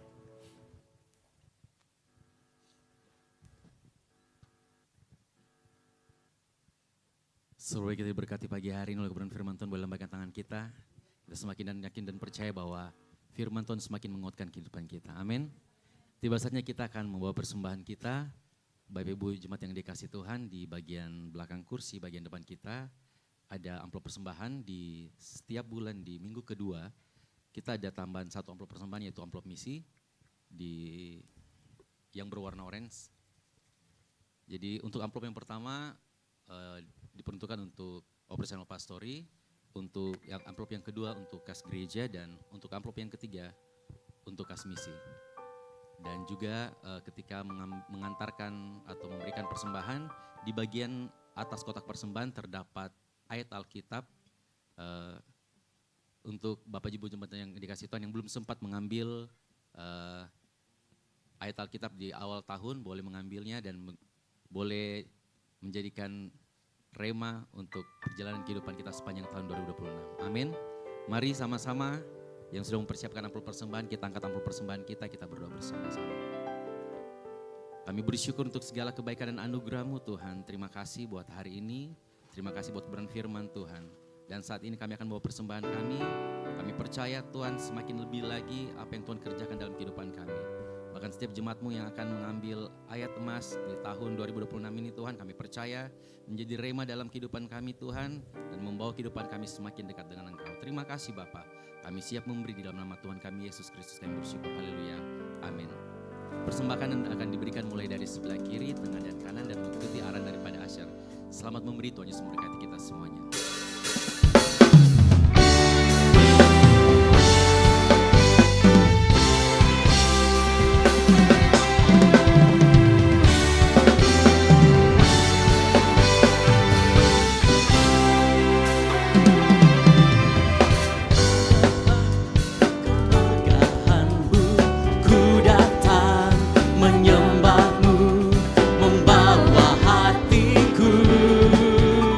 Membawa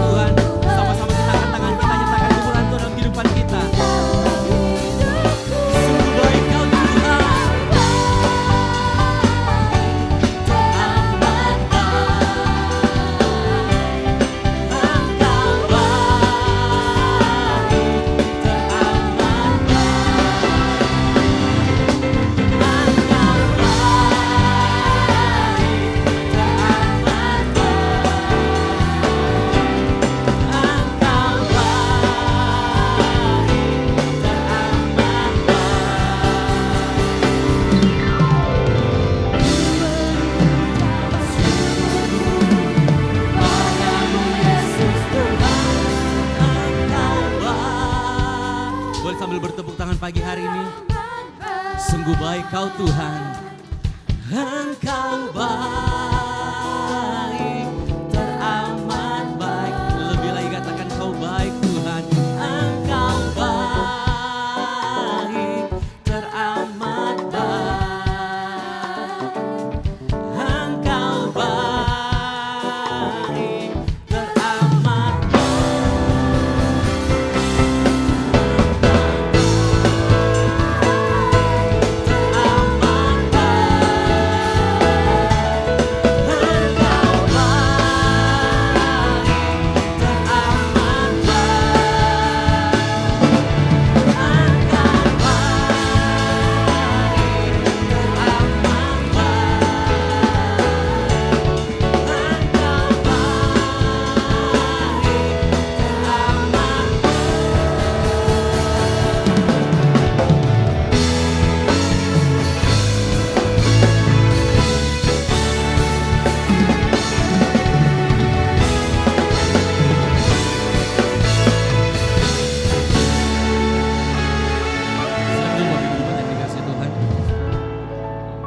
Tiba saatnya kita akan mendengarkan pengumuman sepekan.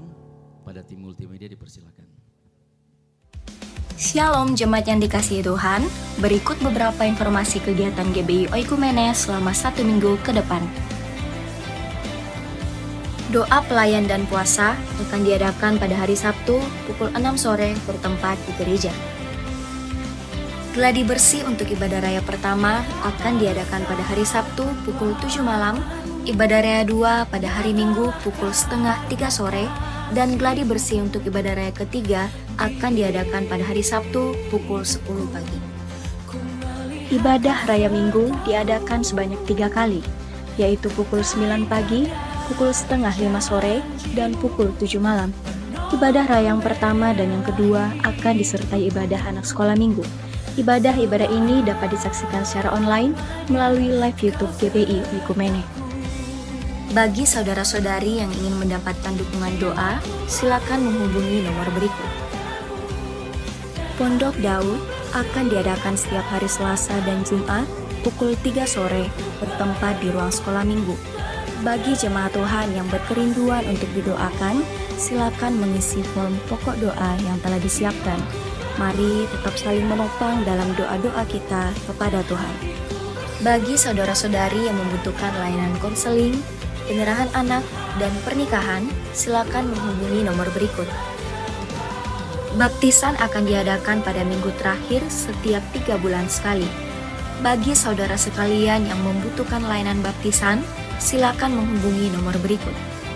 Persembahan persepuluhan dan persembahan lainnya dapat ditransfer melalui rekening BCA dengan nomor 7993 111 777 atas nama GBI Oikumene. Jangan lupa untuk mencantumkan keterangan untuk setiap persembahan yang diberikan. Perpuluhan yang jemaat Tuhan berikan akan dipergunakan seluruhnya untuk pekerjaan Tuhan di tempat ini dan akan dilaporkan secara periodik serta terbuka kepada jemaat Tuhan sekalian.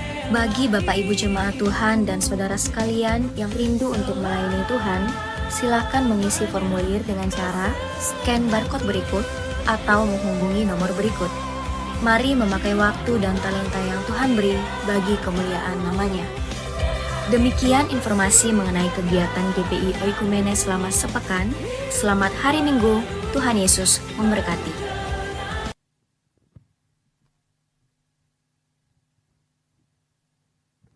Puji nama Tuhan, Shalom.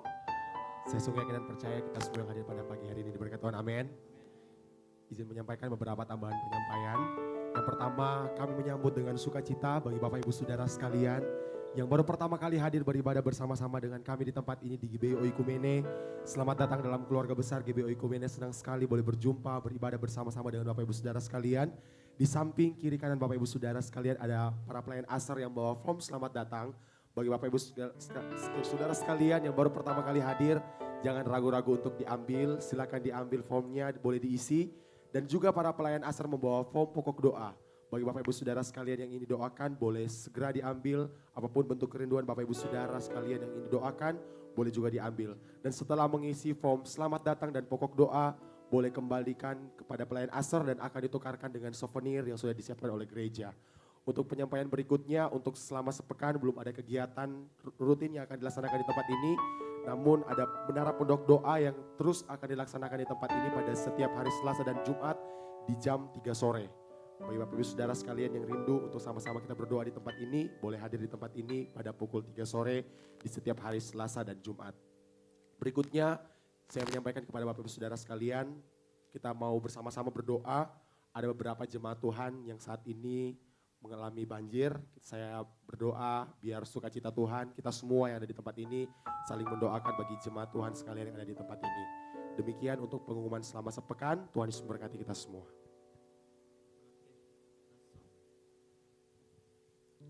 Saja kita akan mengakhiri ibadah kita di saat siang hari ini dengan kasih Kristus kita makin bersama-sama. Biar segala kebaikan dan kemurahan-Mu Tuhan terjadi atas kehidupan kami. Walau sumber segalanya atas kehidupan kami Bapa. Terima kasih Yesus.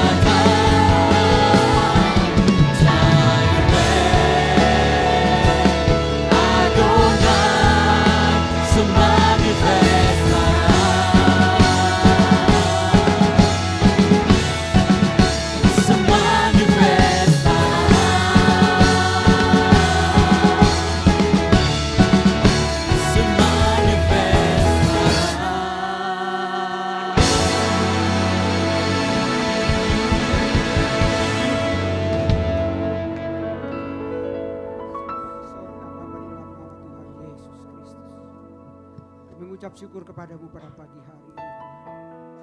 Engkau ada bagi kami. Engkau hadir di tengah perhimpunan kami pada pagi hari ini. Engkau Allah yang sangat baik, sangat mengasihi kehidupan kami. Terima kasih buat ibadah yang kami buat untuk menyenangkan hatimu pada pagi hari ini, Bapak. Terima kasih buat puji-pujian dan penyembahan kami, Tuhan. Biarlah ini menyenangkan hatimu. Biarlah Engkau disenangkan pada pagi hari ini. Karena kami percaya Engkau ada hadir di tengah-tengah kami. Terima kasih Bapa dalam surga. Terpujilah nama-Mu. Terima kasih buat firman-Mu yang Engkau sudah perdengarkan bagi kami pada pagi hari ini. Terima kasih Bapa, biarlah kiranya firman-Mu semakin menguatkan kami. Untuk semakin kami lebih mempercayai Tuhan. Bahkan firman-Mu kiranya senantiasa menguatkan kami. Menerangi perjalanan kehidupan kami. Karena kami percaya firman adalah Engkau sendiri Bapa di sorga. Terpujilah nama-Mu. Berkati hamba-Mu yang Kau sudah pakai pada pagi hari ini. Biarlah kiranya hikmat, akal budi, marifat daripada Tuhan menjadi bagian hamba-Mu. Sehingga dia Engkau semakin pakai dimanapun dia berdiri. Teristimewa di dalam jemaat ini Tuhan. Engkau pakai dia lebih heran. Dan biarlah hanya nama-Mu Tuhan dipuji, ditinggikan. Berkati dia dalam pekerjaan tangannya. Berkati dia dalam rumah tangganya, berkati istrinya dan anaknya, berkati penggembalaannya di tempat ini Bapa. Demikian juga orang tua kami Bu Gembala Tuhan. Biarlah di hari-hari tuanya penghiburan serta damai sejahtera Tuhan menjadi bagian hidupnya. Bahkan biarlah kiranya hidupnya dia pakai untuk menyenangkan hati-Mu. Bapa di sorga, kami juga berdoa buat anak-anak-Mu yang sudah mengambil bagian dalam pelayanan pada pagi hari ini. Apapun yang mereka sudah buat bagi-Mu, kami percaya semuanya ini untuk kemuliaan nama Tuhan. Dan biarlah kiranya Engkau pakai anak-anak-Mu lebih dahsyat lagi untuk melayani Engkau dan kerja-Mu di tempat ini. Kiranya apa yang mereka sudah buat, kiranya apa yang mereka sudah lakukan, semuanya itu untuk menyenangkan hati Tuhan. Berkat Tuhan turun bagi anak-anak. Terima kasih Bapa. Berdoa juga buat saudara-saudara kami Tuhan, yang mungkin saat ini tidak bisa hadir dalam ibadah ini karena berbagai-bagai macam masalah. Mungkin sakit penyakit Tuhan, ataupun halangan karena keadaan. Mungkin banjir Tuhan dari tempatnya tinggalnya untuk menuju ke tempat ini. Semuanya kami serahkan ke dalam tangan Tuhan. Kiranya penghiburan serta damai sejahtera Tuhan menjadi bagiannya. Demikian juga perjalanan kehidupan kami Tuhan. Kami bersyukur kepada Tuhan. Banyak hal yang kami sudah lalui.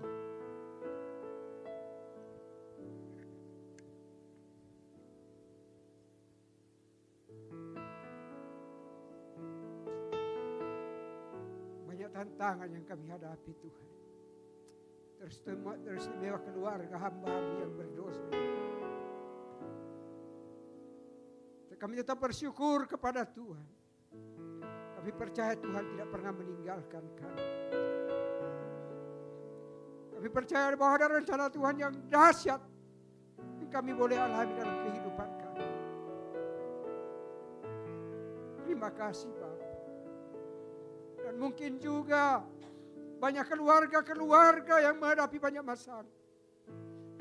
Satu hal yang kami percaya, bahwa Tuhan yang kami sembah, Tuhan yang tidak pernah meninggalkan kami. Tuhan yang kami imani, Tuhan yang tidak pernah mengecewakan.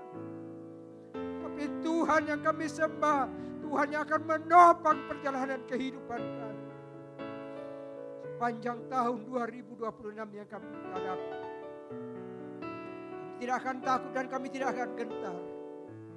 Karena kami percaya perjalanan kami adalah perjalanan di mana Allah akan memegang tangan kanan kami, membawa kami, dan kami akan menikmati perjalanan kehidupan. Mana berkat dan anugerah Tuhan menjadi bagian kami, bagian jemaat-Mu, bagian hamba-Mu gembala di tempat ini sekeluarga. Terima kasih Bapa di sorga. Terpujilah nama-Mu. Berdoa buat bangsa dan negara kami Tuhan. Kasihani bangsa ini. Biarlah bangsa ini bangsa yang menyenangkan hati Tuhan. Biarlah bangsa ini ada pertobatan di dalam, sehingga nama Tuhan saja yang dipuji, ditinggikan. Terima kasih Bapak. Berdoa buat ibadah yang kedua dan yang ketiga sebentar Bapak. Kami serahkan ke dalam tangan-Mu yang kuat. Kami percaya Engkau akan memberkati cuaca pada sore dan malam hari. Sehingga sebentar hamba-Mu, anak-anak-Mu yang tidak sempat beribadah pada pagi hari, mereka akan mendapatkan waktu yang terbaik untuk datang beribadah di tempat ini. Memuji, memuliakan, meninggikan nama-Mu. Terima kasih Bapa dalam surga. Terpujilah nama-Mu. Ini doa dan syukur kami kepadamu pada pagi hari ini. Sempurnakanlah, biarlah semuanya ini menyenangkan hati. Dalam nama Tuhan Yesus Kristus kami sudah berdoa dan mengucap syukur. Di dalam nama Tuhan Yesus Kristus kami berdoa seperti yang diajarkan Tuhan Yesus kepada kami. Bapa kami yang di sorga, dikuduskanlah nama-Mu, datanglah kerajaan-Mu, jadilah kehendak-Mu seperti di surga. Berikanlah kami pada hari ini makanan kami yang secukupnya, dan ampunilah kami akan kesalahan kami, seperti kami juga mengampuni orang yang bersalah kepada kami. Dan janganlah membawa kami ke dalam pencobaan, Tetapi lepaskanlah kami daripada yang jahat.